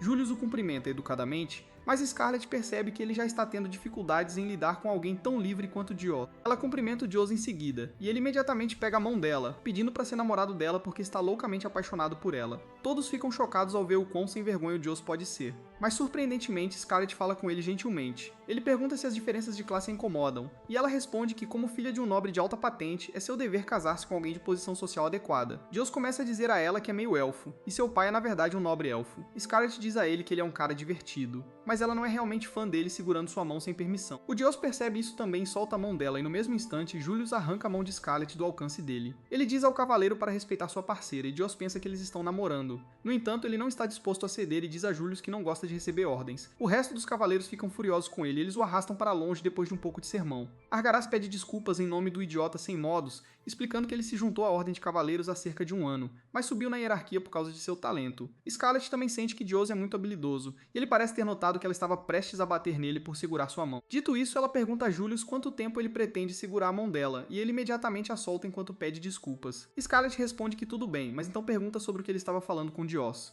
E Julius se afasta apressadamente, dizendo que eles deveriam encontrar as santas rapidamente. Logo eles chegam à catedral e cumprimentam as santas. Mas então Julius pede uma audiência privada para discutir alguns assuntos de alto nível. Ele e Scarlet esperam por Diana em uma sala de reunião, e Julius sabe o que vai acontecer. Assim que Diana entra na sala, ela se joga para abraçar Scarlet, dizendo que sentiu muita falta dela. Julius a puxa para longe, dizendo para ela cumprimentar o príncipe primeiro, mas Diana faz um escândalo, dizendo para ele tirar as mãos sujas dela. Julius ameaça que pode chamar um oficial da igreja aqui para se juntar a eles na reunião, e Diana fica nervosa porque não quer perder o tempo precioso que pode passar com Scarlet. De qualquer forma, Julius a solta e Diana abraça Scarlet novamente, que diz que eles deveriam ir direto ao assunto rapidamente. Ela começa a falar sobre a peregrinação sagrada que começou 300 anos atrás, quando o Senhor dos Demônios desencadeou seu exército em seu reino. Eles não conseguiram se defender, mas então uma garota com poder de exorcismo chegou ao campo de batalha e rapidamente derrotou os demônios. A garota chamada Diana então ergueu uma barreira para impedir que monstros atacassem o reino usando gemas de purificação. No entanto, ela eventualmente morreu e as gemas começaram a perder seu poder. Surpreendentemente, outra garota chamada Diana apareceu do nada em poucos anos, e ela usou seu poder para purificar as gemas e reformou a barreira. O rei decidiu homenageá-las e construiu uma igreja em seus nomes, e logo as pessoas começaram a adorar as garotas como Santa Diana. Depois disso, sempre que a barreira ficava fraca, uma nova Santa Diana despertava seus poderes para restaurá-la. Isso os leva a Diana atual, que adora ser mimada por Scarlet e Julius, não está muito feliz com o fato de ela se comportar como uma criança o tempo todo. Ele diz a ela que eles precisam ter muito cuidado com a peregrinação sagrada desta vez porque os seguidores de Pomona podem criar problemas para eles. Diana não gosta da ideia do desfile da peregrinação porque ela tem que ficar em pé o dia todo durante ele. Mas Julius diz a ela para lidar com isso. Ele diz que eles precisam mostrar a todos que a santa está saudável, e isso também manterá a igreja do neonismo sob controle. Ele então comenta que Diana já perdeu seus poderes, então ela deveria fazer pelo menos isso. Mas Scarlet o impede porque ele está magoando os sentimentos da garota. Diana coloca um sorriso falso enquanto diz que tudo bem porque Julius está dizendo a verdade. Ela diz que vai se preparar para a peregrinação e sai da sala depois de confirmar que Scarlet vai dormir lá. Assim que ela sai, Scarlet diz a Julius que ele deveria ter sido mais cuidadoso com suas palavras antes e admite que deveria ter feito melhor. Scarlet acha que Julius simplesmente não sabe como lidar com o coração de uma garota, mas ela também sente que ele está enfrentando a pressão de fazer a peregrinação sagrada um sucesso. Mais tarde naquela noite, Scarlet dorme com Diana, contando histórias sobre como ela espancou um monte de idiotas ultimamente. Diana quer ser uma mulher forte e independente como ela quando crescer, e Scarlet pergunta se ela não está interessada em garotos. Diana responde que garotos são nojentos e sem modos, e mesmo que Julius seja bonito, ele é um bastardo distorcido que sempre a provoca. Scarlet concorda porque Julius a provoca também, e Diana fica ainda mais brava com ele. Nesse momento, um servo bate na porta e diz a Diana que é hora dela ir dormir. Scarlet decide se despedir, mas antes de ir, Diana tem um pedido para ela. Ela diz que o nome Diana é muito comum porque todo mundo quer que sua filha seja santa. Ela queria ser chamada de outra coisa, então seu pai a chamou de Sonia em particular, e ela pede a Scarlet para chamá-la por esse nome também. Scarlet concorda e a chama de Sonia antes de sair, pensando no tempo em que encontrou Diana em pedaços depois que ela descobriu que não podia mais usar seus poderes. No dia seguinte, Um desfile é realizado para celebrar o início da peregrinação. Julius e Scarlet veem Diana cumprindo seus deveres à distância. Tudo está correndo perfeitamente bem, quando de repente fortes tiros de canhão começam a sacudir o lugar, o público entra em pânico e começa a correr para lá e para cá, pressionando Diana e seus santos cavaleiros. Scarlet imediatamente sai da carruagem e usa seus sentidos aguçados para descobrir que o som dos tiros de canhão está vindo da igreja de Pomona. Ela imediatamente usa o poder de Cronos para correr em direção à igreja, e Julius só pode segui-la com preocupação sobre suas ações. Scarlet chega à igreja em breve e ela encontra uma alabarda bonita em uma estátua da deusa Pomona. Ela gosta dela, então pousa bem em cima da estátua, destruindo-a e pegando a alabarda para espancar os bastardos arrogantes na igreja de Pomona. Ela se concentra um pouco e encontra a fonte das fortes explosões em um prédio atrás da igreja principal. Ela usa o poder de Crinoa para acelerar seu arremesso e arremessa a alabarda bem alto no ar para que ela possa cair como um meteoro no prédio. Uma enorme explosão destrói o prédio como resultado e Scarlet começa a jogar a cabeça da estátua de Pomona para cima, enquanto decide dar uma olhada mais de perto na situação. Dentro do prédio, alguns membros de alta patente da igreja estão tentando sair dos escombros. Eles se perguntam quem jogou a lança neles que acendeu toda a pólvora de uma vez e destruiu o prédio deles. Nesse momento, Scarlet chega lá e revela que jogou a lança. Os padres nem a levam a sério no início e se viram para voltar ao trabalho. Enquanto isso, Scarlet percebe que, apesar da explosão que destruiu o prédio, nenhum dos padres está ferido, e isso só pode significar uma coisa. No entanto, antes que ela possa confirmar sua teoria, um dos padres a reconhece. Todos começam a entrar em pânico, mas imediatamente recuperam a confiança, pensando que juntos eles podem vencer até mesmo Scarlet. Eles declaram que é sua missão livrar o mundo do mal e Scarlet está no topo de sua lista de mais procurados. Eles dizem a ela que quem a julgará será um inquisidor chamado Cathar, o Sábio, e um velho careca feio sai agindo como se fosse o personagem principal. Ele diz a Scarlet que ela será punida por jogar seu lixo na igreja sagrada, mas então ele nota a cabeça da estátua de sua deusa na mão de Scarlet. Os óculos se estilhaçam quando ele percebe o que Scarlet fez e para puni-la. Ele invoca 9 tacos de beisebol com pontas. No entanto, antes que ele possa sequer trazer todos os tacos, Scarlet o nocauteia jogando a cabeça da estátua em seu rosto. Ela então caminha até Cathal e arranca seu colar mágico. Enquanto ele pergunta por que ela está tentando impedi-los de alcançar sua grande missão de parar a peregrinação de Santa Estiana. Todos os padres começam a chorar porque Scarlet arruinou semanas de trabalho árduo deles, e ela simplesmente agradece a Cathar por sua confissão antes de nocauteá-lo. O resto dos padres declara que se vingarão derrotando-a, e um deles avança contra Scarlet com uma faca. Ela imediatamente o soca em uma pilha de escombros, e o resto dos padres decide se unir contra ela. No entanto, Scarlet fica satisfeita com isso porque agora ela tem a chance de machucá-los à vontade sem sentir a menor culpa. Logo depois, os guardas da cidade chegam lá para ver o que está acontecendo, mas assim que eles estão prestes a invadir o prédio, Scarlet sai, dizendo a eles que ela cuidou de todos os terroristas lá dentro para que eles possam prendê-los com segurança. Ela então retorna à praça da cidade, onde curandeiros reais estão tratando os feridos por ordem do príncipe Júlio. Scarlet aprecia o gesto e então encontra Diana acenando para ela animadamente. De repente, sua carruagem quebra e ela começa a cair no chão.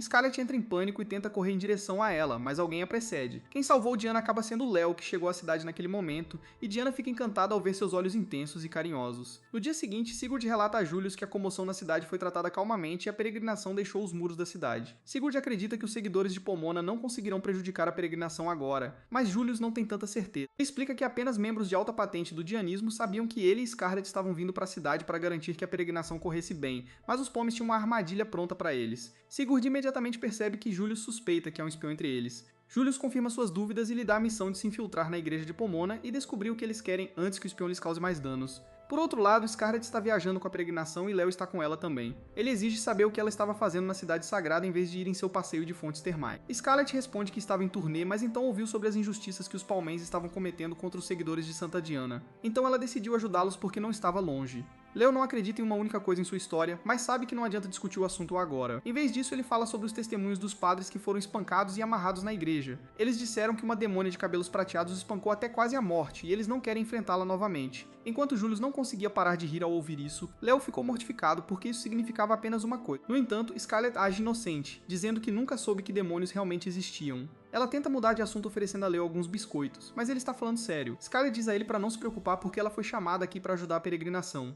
Léo comenta que não havia necessidade disso e Scarlet responde que apenas ela poderia ajudar a peregrinação com o que eles queriam. Léo agora percebe que tem a ver com sua bênção, e ela não pode falar abertamente sobre isso porque o rei pode tê-la jurado silêncio. Ele decide não discutir esse assunto primeiro, mas diz a Scarlet que não importa o quão forte ela seja, há coisas que ela não pode lidar sozinha. Ele segura as mãos dela, dizendo para ela pedir ajuda antes que ela arrisque a vida. Mais tarde naquela noite, enquanto Scarlet está lendo um livro pacificamente enquanto Joss causa caos na frente dela, duas criadas vêm procurando sua ajuda. Elas dizem a ela que Diana tem agido estranho desde ontem e Scarlett acha que ela deve estar abalada porque sua carruagem quebrou e ela quase caiu no chão. No entanto, as criadas dizem a ela que suas ações dizem o contrário. Scarlett encontra a garota rindo e rolando na cama e ela fica preocupada com ela. Ela decide falar com ela e no momento em que Diana vê, ela começa a agir ainda mais frenética. Ela vira o rosto para longe de Scarlett, que a cobre com um cobertor e pergunta o que está acontecendo. Diana responde que sempre que vê o rosto dela, ela se lembra de seu príncipe encantado e todos imediatamente entendem o que está acontecendo. Scarlett ajuda Diana a se acalmar e então pergunta se ela realmente se apaixonou à primeira vista por seu irmão Leo. Diana afirma timidamente e Scarlett a abraça de repente, dizendo que ela tem bom gosto porque Leo é o melhor homem do mundo. Ela quer juntá-los e para isso ela tem o plano perfeito. Uma semana depois eles chegam à cidade de Memphis, famosa por suas fontes termais. Enquanto todos relaxam nas fontes termais, Scarlett diz a Diana que é hora de executarem seu plano. Diana fica tímida porque acha que é muito repentino, mas Scarlett diz a ela que ela precisa agir se quiser conquistar o amor de Leo. O primeiro passo para isso é vestir Diana como uma garota comum para que ela possa convidar Leo para um encontro. Scarlett diz a Diana que se ela mostrar seu lado oculto para Leo, ele certamente se interessará por ela. A Santa fica animada ao ouvir isso, e então Scarlett abre a janela de repente porque sabia que Nanaka estava espionando o tempo todo. Ela diz a ele que, já que ele ouviu tudo, deve cuidar de Diana e Leo no encontro deles, e ele confirma. Diana fica chocada ao ver o cachorrinho falar, e assim que Scarlett o deixa entrar na sala, os dois começam a fazer carinho. Scarlett revela que sabia que Nanaka estava seguindo por ordens do irmão desde o momento em que ela saiu da capital. Ela então pergunta a Nanaka se ele deu um mergulho nas águas quentes para relaxar, e ele responde que não gosta de água quente. Scarlett diz que vai dar um banho nele mais tarde, e Nanaka foge envergonhado. Antes de ir, ele revela que Leo acabou de terminar o banho, e eles devem ir até ele rapidamente antes que ele vá para a cama. Diana aproveita essa chance para ir ao quarto de Leo e pergunta nervosamente se ele gostaria de fazer um passeio pela cidade com ela. Leo se lembra de uma conversa que teve com Scarlett mais cedo, na qual ela disse que Diana quer agir como uma garota normal e experimentar a vida noturna da cidade termal. Ela pediu a ele para não recusar o pedido dela se ela pedisse para passear pela cidade com ele, e pensando nisso, Leo aceita a oferta de Diana. Scarlett vê o primeiro passo de seu plano ter sucesso e decide relaxar e aproveitar a vida noturna desta cidade também. Enquanto ela se diverte no mercado, Julius aparece e Scarlett diz a ele que ele chegou mais cedo do que ela esperava. Ela pergunta o que ele está fazendo ali quando deveria ser a pessoa mais ocupada do reino. Julius responde que queria aproveitar uma noite tranquila com sua brinquedinho favorito. Scarlett diz que não está ali para se divertir, mas por um motivo importante. Ela declara que está ali para observar os aventureiros do lugar. Julius diz a ela que, embora alguns dos aventureiros sejam pessoas desagradáveis, é improvável que ela encontre alguém digno de ser espancado por seus punhos aqui. Assim que ele diz isso, eles veem um aventureiro, quebrando vasos de um negócio local para desabafar sua frustração porque perdeu uma aposta. Ele não para mesmo com o comerciante implorando, e Julius diz a Scarlett que ela encontrou o saco de pancadas de hoje. Ele se aproxima do comerciante primeiro, dando-lhe uma bolsa e comprando todos os seus itens, incluindo os quebrados. Em troca, ele pede permissão para usar os itens restantes como quiserem, e o comerciante fica grato pela oferta. Julius então diz a Scarlett que eles têm o sinal verde agora, e ela imediatamente esmaga um vaso na cabeça de um dos caras antes de usar seus punhos para surrá-los. Por outro lado, Leo sente um arrepio assim que Scarlett entra em seu modo demônio, mas sua atenção é desviada quando Diana aponta para um jogo de pescar peixinhos dourados. Ela não consegue pegar nada porque é desajeitada, e vê-la fazer bico lembra Leo de uma jovem Scarlett. Ele segura a mão dela e ajuda a pegar um peixinho dourado, e Diana fica radiante. No entanto, quando o lojista pergunta se ela quer levar o peixe com ela, ela recusa porque sente que o peixe ficaria triste se ela o tirasse dos amigos. Leo diz a ela que ela é muito gentil e Diana não sabe como responder a isso. De qualquer forma, eles continuam o encontro e Diana gosta muito. Ela logo encontra uma loja que vende orelhas de gato, e como há um desconto na compra de um par, ela faz Leo usar um também. Depois disso, ela caminha feliz pelo mercado, quando dois bêbados vêm da direção oposta. Leo a puxa para perto de si e afaga sua cabeça, dizendo para ela não se afastar tanto dele. Diana de repente percebe que, embora isso seja um encontro para ela, Leo está apenas cuidando dela. Ela fica chateada e diz a ele para não tratá-la como uma criança. Leo fica surpreso com isso e pede desculpas por fazer isso. Ele explica que vê uma jovem Scarlett nela, mas Diana diz a ele para retirar essa afirmação, porque ela não se parece em nada com Scarlett. Ela diz que Scarlett é legal e confiável, e por outro lado, ela é apenas uma caipira desajeitada. Leo se ajoelha diante dela, dizendo que isso não é verdade, porque ela está fazendo um ótimo trabalho como santa, apesar de sua pouca idade. Ele diz a ela que ela é um ativo importante para o reino e Diana se sente compelida a revelar a verdade sobre a perda de seus poderes para ele. No entanto, nesse exato momento, ele ouve uma comoção por perto e se distrai. E no momento seguinte, um cavaleiro vem informá-lo sobre o que Scarlett está fazendo. Leo corre para ver o que Scarlett está fazendo e diz ao cavaleiro para escoltar a santa para o quarto dela. Por outro lado, Dios e outros cavaleiros também estão patrulhando o mercado quando um comerciante lhes oferece alguns lanches. Dios pega os lanches, mas Pargaras tira o prato dele porque eles estão de serviço agora. Deus age bobo e corre para um canto dizendo que quer verificar outra barraca, mas usa a chance para ler um bilhete secreto que recebeu do comerciante. Enquanto isso, no reino de Vanquish, o príncipe Al está ocupado treinando, quando o inquisidor da igreja de Palmia vem pedir sua ajuda em um assunto importante. Alguns dias depois, um concílio da igreja palmiana é convocado para discutir os recentes incidentes em torno da peregrinação da Santa este ano. Os oficiais da igreja exigem respostas dos inquisidores, perguntando por que eles falharam em impedir a peregrinação quando era a missão divina dada a eles pela deusa Palmia. As pessoas começam a gritar umas com as outras quando o Papa Sargon diz a todos para se acalmarem porque não há necessidade de se estressarem com esse assunto. Ele diz a eles que já plantou um espião entre os seguidores de Diana, e isso será o suficiente para derrubá-los. No entanto, enquanto o gordo desgraçado ri de seu plano maligno, ele não percebe que Sigurd já se infiltrou na igreja palmiana como um cavaleiro e ouviu tudo. Enquanto isso, a peregrinação ainda está em andamento e hoje, Diana e seus seguidores têm que subir a colina para alcançar um dos cristais de purificação. Diana fica sem fôlego no meio do caminho e começa a amaldiçoar quem teve a ideia de colocar o cristal de purificação no topo da colina. Scarlett a encoraja a continuar avançando, mas suas palavras não têm tanto efeito quanto as de Leo, que segura a mão de Diana e pergunta se eles deveriam fazer uma pausa se for demais para ela. Diana fica vermelha ao ouvir isso, e em seu estado de excitação, ela diz a ele que pode subir a colina sem parar. Os cavaleiros da Ordem Sagrada estão atrás dela e Pargaras começa a repreendê-los por serem tão lentos quando deveriam proteger a Santa. Scarlett diz a Pargaras para pegar leve com os cavaleiros porque ela sabe que não é fácil subir a colina com a armadura completa enquanto vigia ao mesmo tempo. Ela os chama de heróis e diz que eles certamente farão tudo ao seu alcance para salvar a Santa quando chegar a hora. Os cavaleiros ficam encantados com seu ato e começam a chamá-la de deusa enquanto ganham um impulso de energia e começam a marchar em velocidade máxima. No entanto, assim que eles saem, Julius aparece para provocar Scarlett por agir como uma jovem inocente. Ele diz que ela pode ser vilanesca pela facilidade com que os manipula, e Scarlet Locke aceita isso como um elogio. Enquanto começam a andar, ela diz a Julius que se ele acha que ela sempre será uma garota de coração puro, ele está errado. No entanto, ele diz que ninguém pode acreditar que a nobre louca já teve um coração puro. Scarlet não se ofende por ele usar o apelido, e em troca ela o chama de sua realeza, que é o apelido que todas as vadias sedentas em festas nobres usam para ele. Julius fica surpreso ao saber que Leo contou a Scarlet esse apelido embaraçoso, e nesse exato momento Dios chega. Ele diz a Scarlet que ela parece muito confortável e alegre quando está conversando com o príncipe. Ela não o leva a sério e diz que ele é mais atlético do que parece, o que deixa Dios feliz. Ele se gaba de como florestas e montanhas são basicamente seu quintal porque ele é meio elfo, e Scarlet diz que está levemente impressionada com ele. Dios faz um escândalo com isso e pergunta como ele pode impressioná-la mais, e ao mesmo tempo uma mosca começa a incomodá-la. Julius percebe o que vai acontecer no futuro próximo, então ele vai até Leo e diz para ele ir em frente sem os três. Enquanto isso, Deus continua pedindo a Scarlet uma chance de mostrar seus ris, mas toda a atenção dela está na mosca irritante. Quando a mosca vai em direção a Deus, ela de repente se vira para atacá-la, e o cavaleiro paquerador dá um passo para trás. Ele não entende o que está acontecendo enquanto Scarlet aponta a palma da mão para a mosca e usa um poderoso feitiço de vento para enviá-la voando, junto com a mosca do tamanho de um humano que a estava incomodando ainda mais. Logo depois, o grupo chega ao topo da colina onde o cristal de barreira está instalado. Leo fica chocado ao ver o quão escuro ficou em um ano após absorver toda a corrupção. Quando ele nota Scarlet indo em direção às tendas, ele a impede porque ela está indo para a tenda onde a santa deve trocar de roupa, e Scarlet responde que está indo para a tenda certa porque ela também é uma santa. Leo fica boquiaberto ao ouvir isso, e quando um servo chama Scarlet de santa, ele fica ainda mais chocado. Ele para sua irmã e exige uma explicação, mas ela espera Julius parar de rir e dar permissão para revelar um segredo nacional. Assim que ela obtém permissão, Scarlet diz a Leo que existem duas santas na religião do dianismo, embora o mundo só conheça uma. Ela explica que desde a terceira Santa Diana, existem duas santas que trabalham em equipe para purificar os cristais. Uma das santas purifica o cristal enquanto a outra estabiliza a barreira, mas como Diana não tem mais o poder de fazer isso, a responsabilidade recai sobre Scarlet. Ela se veste com as roupas de uma santa e se aproxima do cristal de purificação para usar o poder de Cornoa nele. Ela volta o tempo e apaga as impurezas absorvidas pelo cristal. Deixando todos maravilhados, Julius aliou que o poder de voltar no tempo é o dom mais raro que se pode obter de Quinoa, e a família real queria proteger Scarlet de qualquer perigo. É por isso que eles mantiveram seus poderes em segredo do mundo.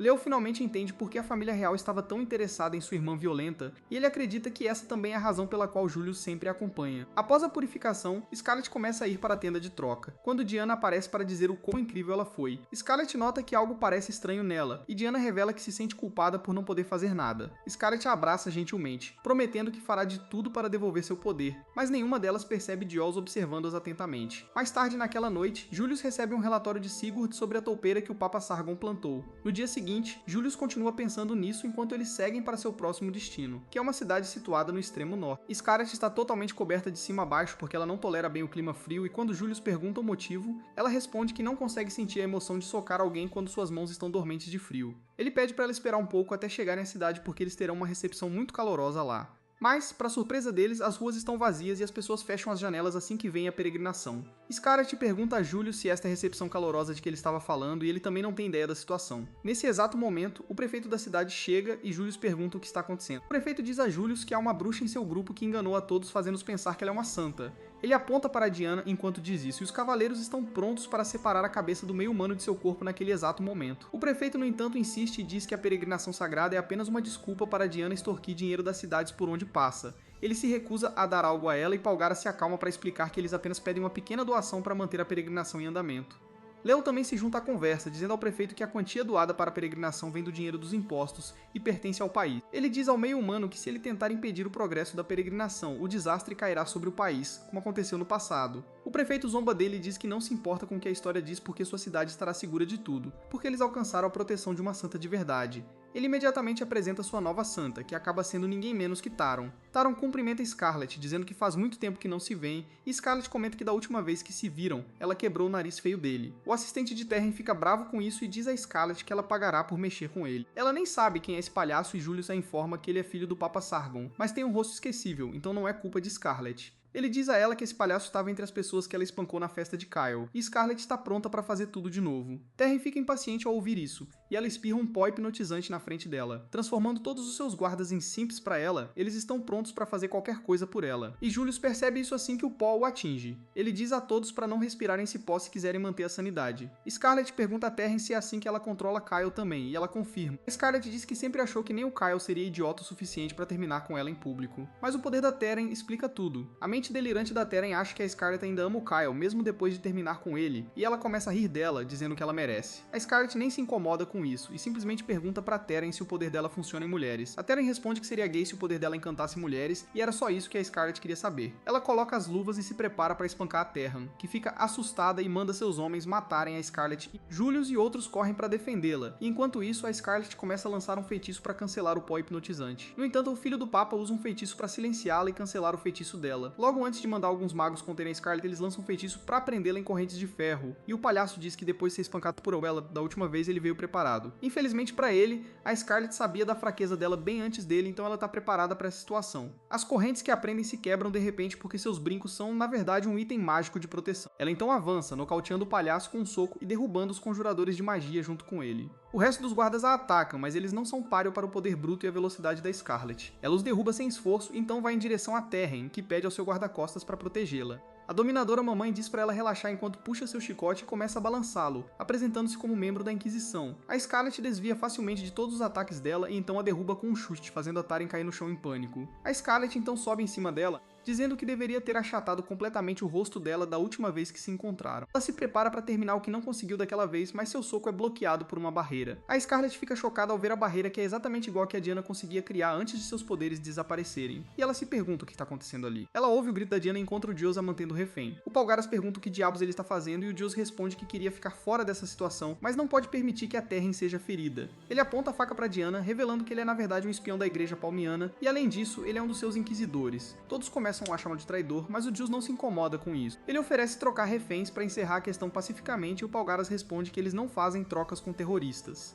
No entanto, quando o Gios toca a lâmina no pescoço da Diana, o Leo entra em pânico e concorda com a troca. A Scarlet se afasta imediatamente da Taron e o Gios solta a Diana, dizendo que todos ganham nessa situação. O Leo imediatamente corre para abraçar a Diana, dizendo que ela está segura agora. Assim que ela está segura, a Taron zomba da Scarlet por não conseguir acertá-la desta vez, e então invoca uma tempestade para desaparecer do local junto com o Gios. A Scarlet fica sem energia assim que seu inimigo vai embora, e ela cai de joelho. O Julius corre pro lado dela e a Scarlet desaba nos braços dele depois de usar muita energia. Ele pede para ela descansar bem porque ele vai cuidar das coisas agora, mas ela pede para ele deixar o golpe final para ela. Em seus sonhos, a Scarlet se encontra andando nas nuvens. Ela se pergunta onde está quando a Crinua, a deusa do tempo, a chama. A Scarlet se curva para agradecer por abençoá-la, e ele fica surpreso porque ele só a viu espancando pessoas sempre que olha para a Terra. No entanto, o desejo dela de lutar pelo bem maior é o motivo pelo qual ele a convocou. A Crinó ordena que a Scarlet ajude a Diana a recuperar seus poderes que foram roubados pela deusa Palmia e sua alta sacerdotisa. Então começa a história em detalhes, revelando que Palmia roubou os poderes da Diana porque ela está apaixonada por ele. A Scarlet fica chocada ao ouvir isso, mas a Cranoe diz a ela que Palmia sempre foi uma mulher ciumenta e ela não gosta quando ele dá suas bênçãos aos humanos. Ela ficou muito puta quando ele abençoou a Diana e a Scarlet, então ela quis tirar o poder delas. No entanto, os deuses não podem interferir diretamente no reino mortal, então ela criou uma réplica de si mesma usando seu cabelo para que ela pudesse não só usar suas bênçãos, mas também exercer sua autoridade como deusa na Terra. No entanto, ela só conseguiu criar um corpo oco e precisava preenchê-lo com uma alma. Ela escolheu uma garota do mundo moderno. Foi assim que a Terra nasceu, e agora ela age como a representante direta de Palmia no Reino Mortal. O objetivo dela é destruir as vidas da Scarlet e da Diana porque elas receberam as bênçãos de Cronoa, e Palmia não se importa mesmo que isso destrua o reino inteiro. A Scarlet fica furiosa ao ouvir isso e comenta que a deusa parece uma completa vadia, e Cronos só pode concordar com ela.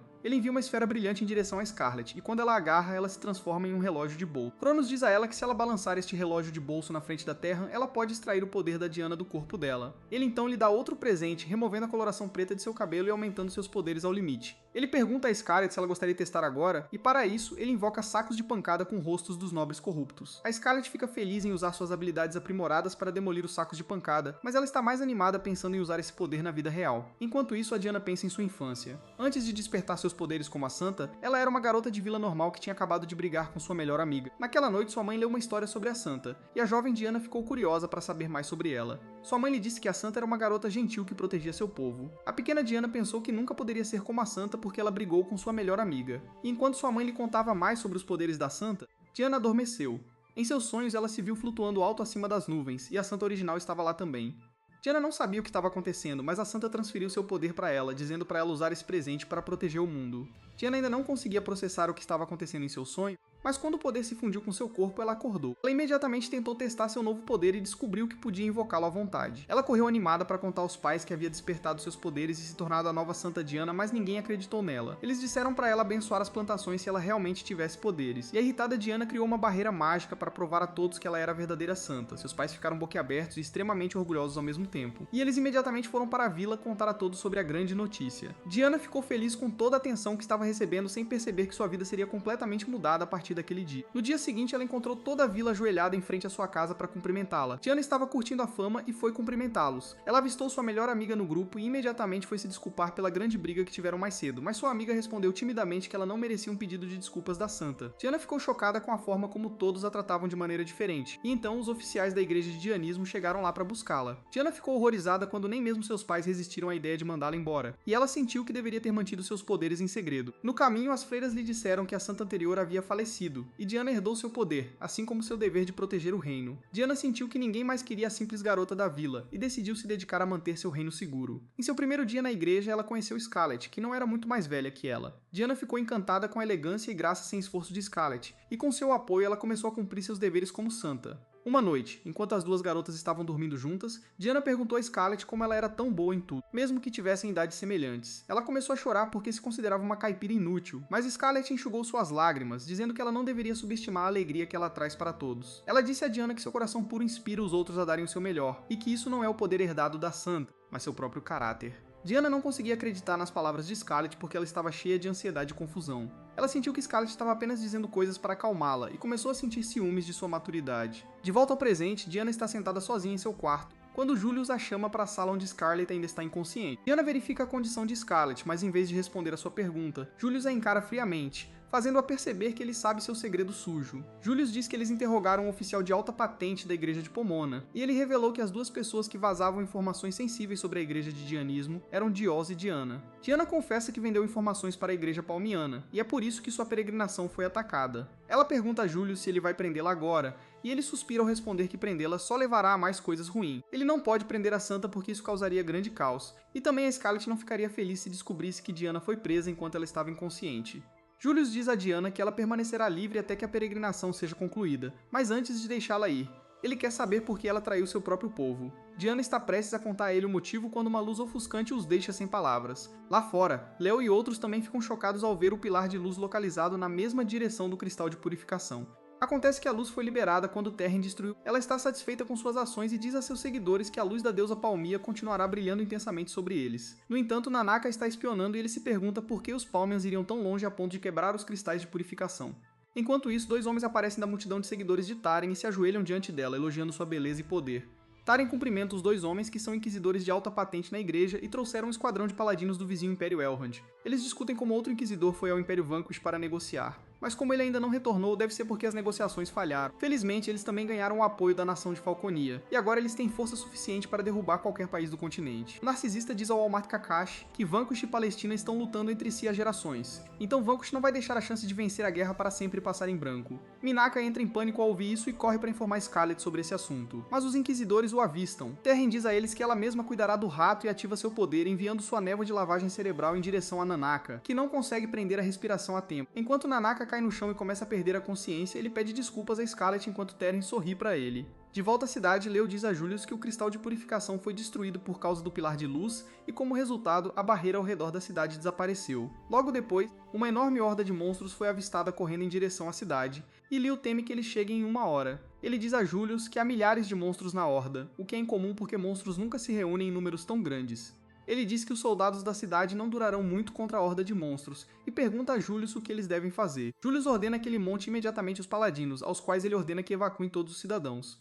Nesse momento, Sigurd vem correndo com outra notícia chocante. Ele diz a Julius que as nações de Elrond e Falcone declararam guerra ao reino deles, e seus exércitos estão indo em direção às cidades fronteiriças neste exato momento. Ele pede a Julius para ir à capital imediatamente, e o príncipe percebe que essa é a melhor decisão a tomar no cenário atual. Ele pede a Leo para cuidar da evacuação e também para levar Diana de volta à igreja. Enquanto ele volta para a capital para supervisionar os preparativos de guerra, ele olha para a janela do quarto de Scarlet antes de ir embora, e Diana se pergunta que diabos está acontecendo lá fora. Ela se ajoelha ao lado da cama de Scarlet, pensando que as coisas não deveriam ter acontecido assim. Ela se lembra da vez que Scarlet lhe disse que seu espírito positivo inspirava outras pessoas, e agora essas palavras parecem ainda mais falsas para ela. Ela começa a chorar, pensando que machucou a pessoa que ela mais amava no mundo simplesmente porque estava com ciúmes. De repente, ela ouve um estrondo alto vindo de fora da porta, e quando ela se vira, encontra Dios lá. Ele pergunta por que a segurança está tão frouxa e onde estão Julius e os outros. Diana fica furiosa ao vê-lo, e ela declara que não vai mais agir como espiã dos Palmianos. Dios pergunta se ela já esqueceu o motivo de ter traído seu povo e se juntado aos Palmianos, e Diana ainda se lembra vividamente daquele dia amaldiçoado. Foi no dia em que as freiras confirmaram que Diana havia perdido seu poder, e nem mesmo o cajado sagrado da santa poderia devolvê-los a ela. Eles perderam toda a fé nela e esperavam que a próxima santa aparecesse logo. Diana estava tão frustrada que estava prestes a esmagar o cajado quando Dios apareceu do nada. Ela ficou assustada com um paladino de aparência má, mas Dios disse a ela que sabia que ela havia perdido seu poder e que estava ali para ajudá-la a recuperá-lo. Diana não acreditou nele, então Dios quebrou um pequeno cristal e uma barreira apareceu à sua frente. Diana imediatamente reconheceu aquilo como seu poder,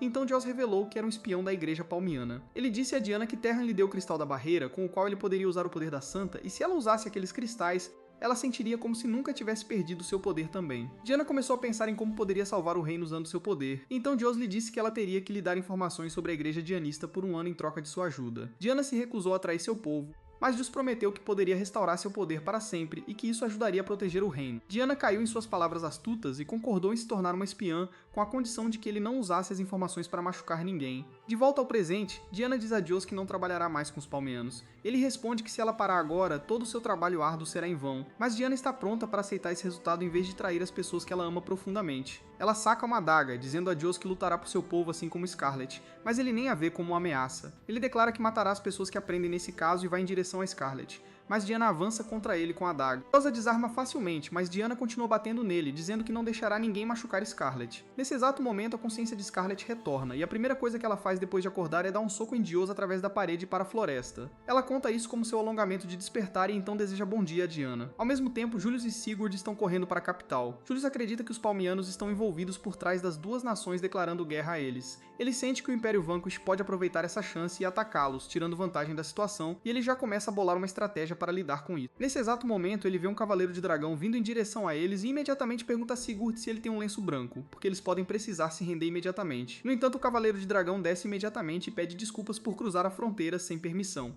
Ele se apresenta como Jin, o vice-capitão dos Cavaleiros de Dragão, e entrega uma carta do Príncipe Al para Julius. Por outro lado, dois paladinos amarram Dios, que ainda tenta se livrar da situação com palavras. Nesse exato momento, Scarlet chega lá e diz aos paladinos para deixá-la sozinha com Dios, porque ela precisa interrogá-lo. Dios tenta usar essa chance para cortar suas cordas e escapar, mas Scarlet estava preparada para isso. E ela usa seus poderes de manipulação do tempo para juntar a corda e capturá-lo novamente. Ela diz a Dios que Diana lhe contou tudo sobre o acordo deles e as informações que ela deu aos Palmians. Dios pergunta a Scarlet se ela quer saber informações secretas sobre a igreja palmiana dele, mas ela só quer saber suas verdadeiras intenções. Ela lembra que quando o cavalo de Diana desabou durante a procissão, ele correu para salvá-la. Scarlett comenta que a expressão dele parecia exatamente estar preocupado com... Joss decide revelar seu maior segredo e diz a Scarlett que Diana é, na verdade, sua meia-irmã. Ele mentiu pra todos quando afirmou que seu pai era um elfo e sua mãe era humana. A verdade é que ele e Diana compartilham o mesmo pai, mas ela não sabe disso. Ele diz que há alguns anos ele foi atrás de seu pai irresponsável que o abandonou e sua mãe. No entanto, antes que ele pudesse confrontar o velho desleixado, ele viu a adorável Diana e ficou instantaneamente encantado por ela. Joss começa a se contorcer como uma minhoca, enquanto diz a Scarlett que sua irmãzinha é a mais fofa, e quando ela perdeu o sorriso, ele não suportou. Ele se juntou à igreja palmiana e se tornou um espião porque Terren lhe prometeu que havia uma maneira de restaurar o poder de Diana.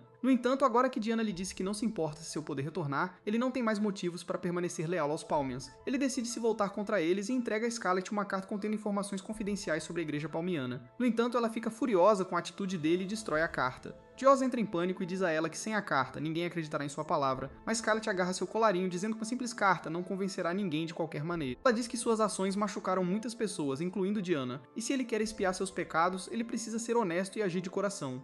Ela então lhe diz que conversou com Diana mais cedo e disse a ela que precisava assumir a responsabilidade por suas ações. Diana concordou em admitir seus crimes para todos e aceitar sua punição, e Scarlett diz a Joss que sua irmã é muito mais forte do que ele pensa. De volta à cidade, Leo usa sua habilidade de clarividência para ver que os monstros ainda estão indo em direção a eles. Enquanto isso, os paladinos ajudam todos a evacuar e Diana acalma as crianças em pânico. Leo diz aos paladinos para se apressarem porque eles precisam sair para a capital antes do pôr do sol. Logo, seu comboio deixa a cidade e quando a noite cai, eles montam um acampamento perto de um lago. Scarlett tira um tempo sozinha para pensar em tudo o que aconteceu enquanto ela estava inconsciente. O cristal de purificação foi estilhaçado, monstros atacaram o reino e agora 2 de seus vizinhos declararam guerra. Ela olha para o relógio que o deus Cranova lhe deu e pensa o quanto ela queria restaurar o poder de Diana antes de qualquer outra coisa. No entanto, agora ela tem coisas mais urgentes a serem feitas primeiro. De repente, Julius aparece dos arbustos ao lado dela e Scarlett fica surpresa ao vê-lo. Ela pergunta por que ele está ali quando deveria estar correndo para a capital e ele responde que foi para a capital, terminou um trabalho importante e voltou correndo para vê-la. Ele pergunta se ela quer jogar pega-pega para aliviar o clima e Scarlett acha algo estranho nisso. Ela diz que ele deve ter trabalhado duro e pergunta se ele quer um carinho na cabeça. Julius de repente ganha orelhas de cachorrinho ao ouvir isso, mas elas desaparecem imediatamente enquanto ele diz a Scarlett que não é um cachorrinho que ficaria feliz em receber carinho na cabeça. Isso é prova suficiente para Scarlett saber exatamente o que está errado. Ela diz que há outro príncipe Julius atrás dele, e o falso Julius se vira. Dizendo em voz alta que ele se certificou de não estar por perto, Scarlett dá um tapa na cabeça dele por trás e o nocauteia, forçando-o a retornar à sua forma original de um pequeno cachorrinho. Ela reconhece que o falso Julius era na verdade Nanaka, e descobre que ele estava sendo controlado pelo poder de Terren. Ela o levanta em seus braços, feliz por ele finalmente ter voltado para ela, mesmo que ele estivesse em perigo há pouco tempo. Logo depois, Nanaka recupera a consciência no colo de Scarlett, enquanto eles viajam em uma carruagem. Eles se perguntam o que está acontecendo quando ouve a voz de Scarlett e imediatamente se desculpa por falhar em sua missão. Ele começa a falar sobre os Palmins trabalhando com seus países inimigos, mas Scarlett pede para ele se acalmar porque ela já sabe disso. Ela revela que eles vão participar de uma reunião de estratégia para lidar com os inimigos do Reino da Palestina, e Scarlett está muito animada ao pensar em todas as pessoas que ela vai socar na guerra. Logo, a reunião de estratégia começa e Julius fala sobre como o Reino da Palestina está cercado por nações poderosas de todos os lados. A Falconia ao norte, Elrond ao oeste, Vanquist a leste e Lindbergh ao sul. Scarlett sabe que todas essas nações são mais fortes que a Palestina, mas elas sempre se mantiveram em xeque. Julius comenta que no momento em que o cristal de purificação foi estilhaçado, Falconia e Elrond declararam guerra a eles, e uma enorme horda de monstros também invadiu seu território por causa disso. Ele revela que há cerca de 50 mil monstros na horda, e Pargaras diz que todo o exército real será necessário para lutar contra eles. Julius revela que os monstros estão indo direto para a capital sem fazer desvios e quase parece que alguém os está guiando. Falconia e Elrond têm seus exércitos posicionados na fronteira, mas felizmente, eles ainda não atacaram. Scarlett acredita que eles estão esperando o exército da Palestina gastar sua energia lidando com os monstros para que possam atacá-los quando já estiverem enfraquecidos. Todos se sentem desanimados ao ouvir isso, mas então Julius lhes diz que ele tem boas notícias também. Ele revela que outro dia uma certa facção o contatou e eles queriam ajudar a Palestina para colocá-la em dívida. Ele traz o príncipe Al e seu assistente Jin, revelando que eles sugeriram formar uma aliança entre Palestina e Vanquish. Todos ficam chocados ao ver isso, e Leo imediatamente protesta contra a decisão de se aliar ao cara que incitou Godwyn e quase destruiu seu reino por dentro. Outras pessoas presentes na reunião concordam com Leo e pedem a Julius para reconsiderar sua decisão, e então Scarlett decide dar sua opinião. Ela afirma que está confiante de que Julius tomou essa decisão após pensar cuidadosamente em todos os benefícios e riscos, mas todos que estiveram presentes no incidente em que Al prejudicou seu reino não conseguiram aceitá-lo como aliado. Ela pergunta a ele o motivo de ter concordado com essa aliança, bem quando Al se senta ao lado dela e pisca para ela. Deixando-a furiosa, Julius finalmente fala, dizendo que entende as preocupações e sentimentos de todos os presentes aqui. mas ele não pode recusar a oferta de se tornar aliados do Império Vanquish. Al de repente diz que há um pequeno mal-entendido aqui porque o Império Vanquish não vai apoiar a Palestina, e é apenas ele quem vai ajudá-los. Ele começa a rir, perguntando se eles são estúpidos o suficiente para acreditar que o Império Vanquish enviará todo o seu exército para apoiá-los. Sigurd fica furioso com isso e saca sua espada, mas Julius diz a ele para ouvir o que Al tem a dizer antes de matá-lo. Scarlett, no entanto, não é tão paciente, e ela imediatamente coloca suas manoplas para bater a cabeça de Al no chão. Todos entram em pânico ao ver isso, pensando que seu aliado está morto, mas então Jin diz a todos que ele esperava que o príncipe estragasse tudo. Então ele veio preparado para ser o principal negociador. Ele diz que o Império Vanquished não tem um sistema hereditário de sucessão ao trono. Em vez disso, o guerreiro mais forte de cada geração se torna o imperador, e há uma briga sangrenta para determinar quem herdará o trono. Al de repente tira a cabeça do chão, revelando que não vai perder para ninguém uma batalha 1 contra 1, mas a batalha pelo trono é muito mais complexa do que isso. Al afirma que pode haver até mesmo uma guerra para determinar o próximo imperador e Julius finalmente entende seus motivos. Ele pergunta a Al se ele está ajudando-os para que eles possam apoiá-lo quando ele for para o trono. O príncipe ruivo afirma e Julius comenta que, embora suas intenções sejam claras, ele não é forte o suficiente para ajudar a Palestina contra todos os inimigos que ela enfrenta. Al responde que ele não está sozinho, e nesse exato momento, um soldado corre para dizer a Julius que milhares de dragões voaram para o céu acima de sua capital. Al diz a todos para relaxarem porque aqueles são os Redsky Dragoons, o melhor esquadrão de elite de cavaleiros de dragão do Império Vanquish, e eles estão sob seu comando. Ele declara que eles podem facilmente eliminar o exército de 50.000 monstros, e todos de repente recuperam a esperança porque sabem que os Redsky Dragoons são a melhor força aérea de todo o continente. Julius pergunta a Al se ele tem confiança de que seu esquadrão pode lidar com os monstros sozinhos, e ele responde que eles lutam contra monstros ferozes que voam do continente demoníaco diariamente. Então eles não são moles como os soldados da Palestina que vivem na segurança de uma barreira. Julius concorda que seus soldados não são fortes o suficiente para enfrentar os monstros porque os monstros são muito burros para negociar. No entanto, quando se trata de nações inimigas travando guerra contra eles, o exército atua como uma moeda de troca, e usando isso, Julius planeja acabar com a guerra sem lutar. Al pergunta se ele planeja conversar com todos os 3 vizinhos restantes, e Julius responde que ele já enviou uma carta para Lindbergh, e eles lhe disseram que apenas observarão a guerra desta vez. Quanto às outras 2 nações, Julius pergunta a Al se ele tem alguma informação que possa ajudá-los. Al percebe que Julius notou que os Redsky Dragoons fizeram um desvio e vieram do norte para coletar informações, e ele fica impressionado com sua calma mesmo nesta situação de guerra. No entanto, Julius revela que foi Jin quem lhe contou sobre isso. Al fica chocado ao ouvir isso e Jin responde que sabia que Al seria um idiota otimista, então ele preparou o terreno necessário para que a aliança funcionasse. Ele compartilhou as informações com Julius para ganhar sua confiança e Al acha que foi uma boa ideia. Nanaka sussurra para Scarlett que o Al não se irrita, mesmo quando os subordinados dele se comportam mal, então ele deve ser um líder gentil, mas ela acha que ele é só um idiota. Al se levanta de repente, revelando que viram um exército de falconia nas florestas ao norte, e eles tinham alguns elfos e alguns homens-fera, mas os números eram pequenos. Ele diz que parecia pequeno demais para ser um exército principal e grande demais para ser uma equipe de reconhecimento, e conclui seu relatório com isso. Julius começa a analisar a informação junto com o fato de que Falconia nunca tentou expandir seu território. Ele tem certeza que alguma força externa está instigando eles a invadir a Palestina, e isso significa que eles podem ser convencidos com bastante facilidade. Ele sente que se convencerem Falconia a recuar, a situação vai mudar rapidamente e então eles poderão negociar com Elrond também.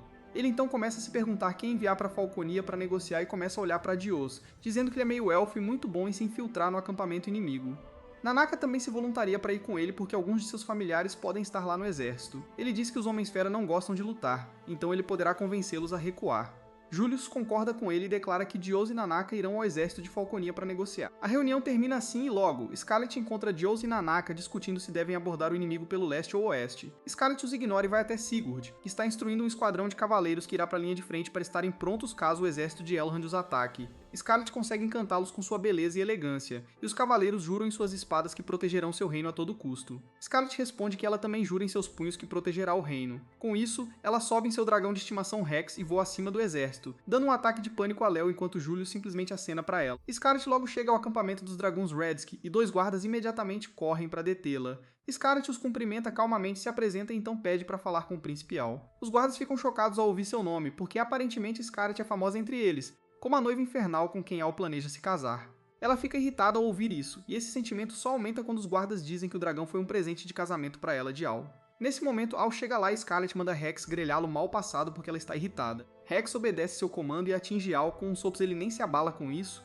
e seus soldados começam a celebrar a audácia de Scarlet. De qualquer forma, ela ordena que todos se preparem para lutar e diz a Scarlet que ela pode ir com tudo contra os monstros. Os Cavaleiros de Dragão logo chegam à horda de monstros e Scarlet escolhe um grupo para socar. Ela acha que os monstros parecem muito socáveis e começa a dançar enquanto os espanca. Al chega lá e pergunta se ela está gostando de lutar contra monstros, Scarlet responde que eles não oferecem muita resistência, e ela já socou pessoas com personalidades mais feias, então não é satisfatório desse jeito também. Nesse momento, alguns Cavaleiros de Dragão correm até a localização deles, dizendo a Al que eles acabaram de encontrar um porco gigante, que pegou um deles como refém. Scarlet percebe que ainda há uma chance para ela satisfazer seus punhos e Al a leva até a localização do monstro porco gigante, que está liderando um grupo de porquinhos menores. Scarlet primeiro agradece ao porco grande por ter nascido para que seus punhos pudessem socá-lo, e ele fica irritado com isso. Ele diz a Scarlet que costumava ser um orc comum, mas graças às bênçãos da deusa Palmia, ele renasceu como o deus orc. Ele ordena que seus lacaios tragam o cavaleiro de dragão que capturaram para que ele possa dar um exemplo. Ele então diz a Scarlet que sua comida favorita são mulheres humanas, e ela responde que, coincidentemente, sua carne favorita é porco, e o porco gigante parece pronto para ser amaciado e cozido. O orc ataca ela primeiro, mas Scarlet usa seu poder de manipulação do tempo para atingi-lo antes que ele possa alcançá-la. Ela arranca a cabeça do orc com um único soco, e todos ficam horrorizados, mas Scarlet tem certeza de que o monstro ainda não está morto. Ela está certa, pois a cabeça do orc aparece no meio de seu peito, e ele declara que pode mover sua cabeça para qualquer lugar dentro de seu corpo. Scarlet decide jogar Whack-a-Mole com ele. Ela o soca rapidamente por todo o corpo, mas o orc move sua cabeça, dizendo a ela que seus socos são inúteis, porque sua espessa camada de gordura o protege de todos os danos. Ele então retorna sua cabeça à posição normal para cuspir ácido nela. Mas Rex vem para ajudar Scarlet e torce a cabeça do orc 180 graus para que ele cuspa em seus lacaios. Apesar disso, o orc está confiante de que os socos de Scarlet não a afetarão.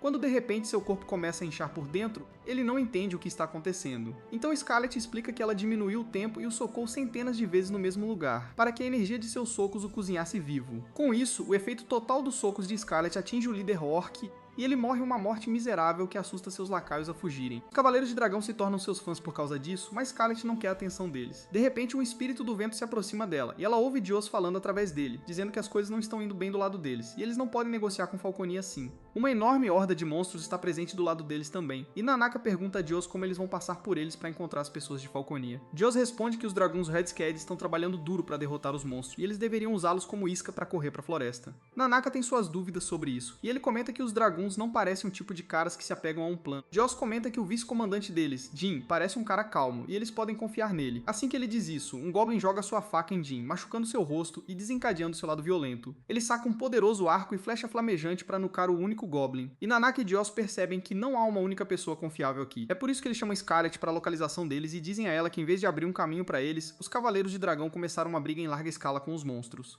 Um olhar para o campo de batalha, Scarlet percebe que seus amigos realmente precisam de sua ajuda. Ela diz a eles para deixarem o resto com ela e voa sobre o campo de batalha em seu dragão Rex. Ela encontra Al exibindo sua bênção ao receber golpes de monstros gigantes sem sequer se mover de sua posição. E no momento em que ele vê Scarlet à distância, ele assa os monstros com um ataque de fogo para provocá-la. Scarlet desce para falar com ele e Al pergunta se ela gostou de cozinhar o líder orc com seus socos. Ela afirma, dizendo que realmente gostou de socar aquele monstro arrogante até a morte como seu prato principal, e no caminho para cá ela teve uma sobremesa inesperada. Era um dos inquisidores da igreja de Palmeon, e ela o nocauteou antes mesmo que ele terminasse de se apresentar. Scarlet então pede a Al para lembrar seus homens que eles tinham um plano para criar uma abertura para Dios e Nanaka entrarem na floresta. Al nem se lembra que eles tinham um plano, mas como Scarlet pediu, ele decide abrir um caminho para Dios e Nanaka ele mesmo. Ele sobe em seu dragão e alcança bem acima do campo de batalha. De lá, ele salta liberando poderosa magia de fogo para aquecer seu corpo a temperaturas extremas. Al usa seu corpo como uma bomba para explodir os monstros perto dele e então avança através dos restantes, incendiando-os apenas com o calor residual da explosão. Isso cria uma ampla zona segura no meio do campo de batalha e Scarlet diz a seus amigos que eles podem correr agora. Dios e Nanaka cruzam a floresta do campo de batalha, e Dios está confiante de que assim que chegarem as forças de Falconia, eles poderão convencê-los a retornar. Nanaka pergunta como ele pode ter tanta certeza e qual será sua moeda de troca. Dios responde que ele tem sangue real élfico em suas veias, então ele vai conseguir de alguma forma, mas Nanaka acha que ele está blefando como sempre. Dios pergunta a ele por que ele não o finalizou na prisão se ele desconfia tanto dele, e Nanaka responde que Scarlet não gostaria disso. Ele fala sobre como Scarlet pode parecer fria à distância, mas ela é a pessoa mais gentil e calorosa com aqueles em quem confia. Ele diz que mesmo que Dios tenha quebrado sua confiança, ela decidiu confiar nele novamente e é por isso que ele vai dar outra chance a ele também. Dios fica surpreso com isso e suspira. Perguntando por que todo mundo é tão confiante, ele diz a Nanaka que eles deveriam odiar as pessoas que os traem. Nanaka pergunta a ele quem ele odeia e Dios diz que odeia as pessoas de seu clã que o chamaram de fardo e o expulsaram de sua sua aldeia. Ele está prestes a dizer que odeia seu pai irresponsável também, mas então pensa em Diana e não fala em voz alta. Ele comenta que nem tem certeza se odeia as pessoas de seu clã mais e então fica sério de repente, dizendo a Nanaka que confiar nas pessoas pode machucá-lo. Dio saca sua espada e em resposta Nanaka saca sua adaga, parecendo muito nervoso. Os dois se lançam um contra o outro, mas a única coisa que cortam são flechas atiradas neles por elfos e homens-fera que o cercaram de todos os lados. Nanaka sente o cheiro de terras neles e diz a Dios que eles parecem estar com o cérebro lavado. Isso torna as coisas realmente complicadas porque eles não podem argumentar com pessoas com o cérebro lavado, e se eles os derrotarem, as chances de negociar a paz diminuem. Nesse momento, um Homem-Fera avança contra eles, e Nanaka não tem certeza do que fazer. De repente, alguém lança um feitiço no Homem-Fera, nocauteando-o um por um. Os elfos e Homens-Fera que o cercam também são embalados para dormir. Nanaka não entende o que está acontecendo, mas Dios reconhece o conjurador. As árvores à frente dele se contorcem para dar lugar ao chefe dos elfos, e Dios comenta que não esperava vê-lo aqui. O chefe também pergunta a Dios o que ele está fazendo na floresta, e Nanaka imediatamente abaixa sua arma, enquanto explica que eles estão aqui como mensageiros do reino da Palestina solicitando um cessar-fogo. O chefe responde que ele não está aqui como parte do exército, e seu trabalho aqui é monitorar a atividade dos monstros. Joel se recusa a acreditar nisso porque o chefe não os teria ajudado sem um motivo, mas ele responde que apenas queria salvar os elfos que tiveram o cérebro lavado. Ele leva os elfos inconscientes com ele, e Nanaka tenta conversar mais com ele. No entanto, um guarda aponta sua espada para ele, dizendo para ele ficar longe. O chefe diz a Nanaka que a guerra contra a Palestina foi lançada pela facção dos Homens-Feras, e se eles querem falar sobre paz, que falem com eles. De repente, Joel usa o poder dos espíritos do vento e diz ao chefe que ele veio para barganhar. Ele revela que o chefe é na verdade irmão de sua mãe, o que o torna seu tio. Ele diz que sua mãe lhe deu o poder de controlar os espíritos do vento, e se o chefe prometeu usar toda a sua autoridade para trazer os Homens-Fera a um cessar-fogo, ele entregará os espíritos do vento a ele. Ao mesmo tempo, Scarlet observa o campo de batalha e descobre que Aul e seus cavaleiros de dragão já derrotaram cerca de 2/3 dos monstros. Ela de repente nota Aul deitado inconsciente no chão, seu corpo coberto com graves queimaduras por causa de seu ataque total anterior. Ela encontra seu dragão o protegendo, mas uma enorme horda de monstros se aproxima dele para finalizá-lo. Ela imediatamente salta de seu dragão e quebra o pescoço de um monstro, enquanto seu dragão pega outro. Ela fica cara a cara com os monstros e decide lidar com eles antes que possam machucar Aul. Ela coloca suas manoplas e começa a massacrar os monstros, logo criando uma montanha de seus corpos mortos. Ela então se vira para Aul e pergunta se ele está bem, e ele fica surpreso ao ver que ela está tão preocupada com ele. Scarlet responde que ele correu um risco enorme para abrir o caminho para eles chegarem à floresta, e ela é muito grata por isso. Ela então usa magia de cura para tratar seus ferimentos, e assim que Aul se levanta, ele pergunta a ela sobre seu soldado. Scarlet diz a ele que cerca de metade deles estão feridos e fora de combate, e alguns tiveram ferimentos graves, mas não há nada com que se preocupar porque seus curandeiros estão tratando deles no momento. Aul fica feliz em saber que ninguém morreu, e então ele começa a olhar para as flores ao redor do campo de batalha macabro. Scarlet percebe que até um bruto louco como ele pode ser sensível às vezes, mas então Aul volta a agir como um narcisista e diz a ela para parar de olhar tanto para ele, ou ela vai se apaixonar. Logo depois disso, os Cavaleiros Dragão descobrem que Scarlet oficialmente caçou a maioria dos monstros. Todos começam a chamá-la de Rainha da Caça. E Scarlet ouve isso enquanto atende Julius, que está ocupado trabalhando em alguns documentos importantes. Nesse momento, um soldado vem lá para relatar que o exército de Falconia está voltando das fronteiras, e Julius fica feliz que Nanaka e Dios tiveram sucesso em sua missão. E Scarlet e Julius ficam felizes em ouvir isso, e Scarlet diz ao príncipe que ele pode se dar ao luxo de fazer uma pequena pausa agora. Julius se levanta de seu assento e diz que quer a ajuda dela com isso. Ele de repente se joga no ombro dela e Scarlet não sabe o que dizer. Os dois se olham intensamente, mas antes que algo aconteça, Aul chega lá para dizer a Scarlet que ele tá voltando pro seu reino agora. Ela pergunta se ele veio até o acampamento deles para se despedir, mas Aul desce do dragão para revelar que o motivo é o exato oposto. Ele pede para Scarlet ir para Vanquish com ele, e Júlio fica chocado com essa oferta. Aul diz a Scarlet que a Palestina logo entrará em guerra com Elrond, e assim que a luta começar, ele não poderá salvá-la, e é por isso que ele quer que ela vá para a segurança de Vanquish agora mesmo.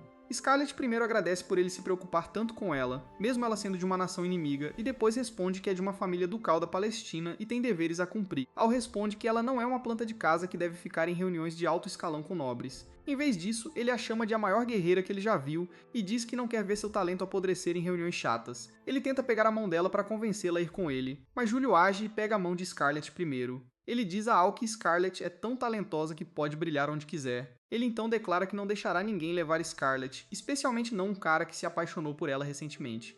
Júlio diz que tem 10 anos de sentimentos por Scarlet, e Aul fica feliz em ouvir isso. Ele declara Júlio seu rival no amor e imediatamente o desafia para uma batalha pela mão de Scarlet. Felizmente, Jin o nocauteia antes que ele possa arrumar briga e diz aos soldados para jogarem o príncipe idiota no dragão dele. Ele então vai cumprimentar Júlio, que o informa que o rei abriu o espaço aéreo da Palestina para os Cavaleiros Dragões, então eles não precisam se preocupar tanto em invadir o território deles se por acaso se encontrarem sobre a Palestina. Jin agradece por isso e então bate em Aul mais algumas vezes na cabeça para dizer a ele para se levantar e liderar os homens de volta para o país deles. Aul fica irritado com as batidas constantes dele e voa para longe, dizendo a Scarlet que eles se encontrarão novamente. Mais tarde naquela noite, Leo diz a Júlio e Scarlet que os aventureiros lidaram com os monstros restantes, e como Falconia se retirou, o único inimigo em seu caminho é o reino de Elland, que estacionou todo o seu exército na fronteira. Júlio acha que eles não podem ser convencidos, e então Scarlet sugere que eles podem estar esperando as ordens de Terren. Júlio concorda com ela, mas o problema é que eles não sabem onde Terren está. De repente, Joss entra na varanda e declara que pode ajudá-lo com isso. Scarlet e Leo a ignoram enquanto começam a dar tapinhas em Nanaka por seu trabalho nas negociações, e Joss sente ciúmes porque foi ele quem pagou o preço para que as negociações funcionassem. Júlio simplesmente pede a ele para parar de exagerar e contar sobre as informações sobre Taron. Dio diz que os inimigos ainda estão seguindo o mesmo plano que ele aprendeu quando estava com a Igreja Palmiana. Além disso, os espíritos das árvores da Grande Floresta lhe disseram que Taron está se movendo para o oeste para destruir o Cristal de Purificação Ocidental. Todos percebem que, se o cristal for destruído, ainda mais monstros atacarão o reino e então o Império Elrond também começará sua invasão. Dio diz que eles ainda têm tempo para evitar isso porque o tesouro sagrado que Taren usou para estilhaçar o Cristal de Purificação do Norte não pode ser usado com tanta frequência. Ele acredita que Taren precisa de pelo menos 3 dias para recarregar seus poderes e Júlio decide chegar ao cristal primeiro para parar Taren. Ele declara que todos os presentes aqui serão incluídos na missão. Junto com Diana e alguns paladinos, Joss fica preocupado em levar Diana para a zona de perigo, mas Júlio e Scarlet têm outra coisa que querem conversar com ela. Eles vão a uma tenda médica onde Diana está curando os feridos. Júlio a chama para falar sobre o plano de proteger o cristal, e Scarlet também lhe diz que recebeu um tesouro divino de Cranoa para recuperar seus poderes de terra. Diana entra na missão e Joss promete mantê-la segura. Ela não se importa muito com ele, mas no momento em que Leo diz que também a manterá segura, Diana derrete. Mais tarde, enquanto Júlio conversa com Scarlet sobre como foi bom ter Al ao lado deles nesta batalha, ela se lembra dele falando sobre 10 anos de sentimentos. Ela pergunta o que ele quis dizer com isso, mas Júlio a distrai falando sobre torta de maçã e sorvete de baunilha, dizendo que eles deveriam comer juntos depois que a guerra acabar. Ao mesmo tempo, Taren está furiosa porque seu plano falhou quando ela tem uma visão da deusa Palmia, que diz que seu plano falhou porque ela não a ouviu. Palmia tinha dito a Taren para reunir os monstros e fazê-los destruir todas as aldeias e cidades da Palestina, mas ela os enviou direto para a capital. Taren responde que se tornará a rainha da Palestina e a governará um dia, então destruí-la está fora de questão. Depois de uma pequena discussão, Palmia diz a Taren que Scarlet e outros estão vindo para o local dela em breve, e ela responde que pode carregar o cajado divino em um dia. Ela declara que destruirá todos com sua bênção, e Palmia fica feliz em ouvir isso. Taren age convencida ao ouvir isso, e decide fazer uma jogada sorrateira que Scarlet nunca esperaria. Acontece que uma parte do poder dela ainda está dentro de Minaka, e ela o ativa como uma célula adormecida para usar esse poder para lançar o feitiço de lavagem cerebral em Júlio para mexer com Scarlet. Mas é aí que este vídeo termina. Lembre-se de curtir e se inscrever no canal. Obrigado por assistir e vejo vocês na próxima vez.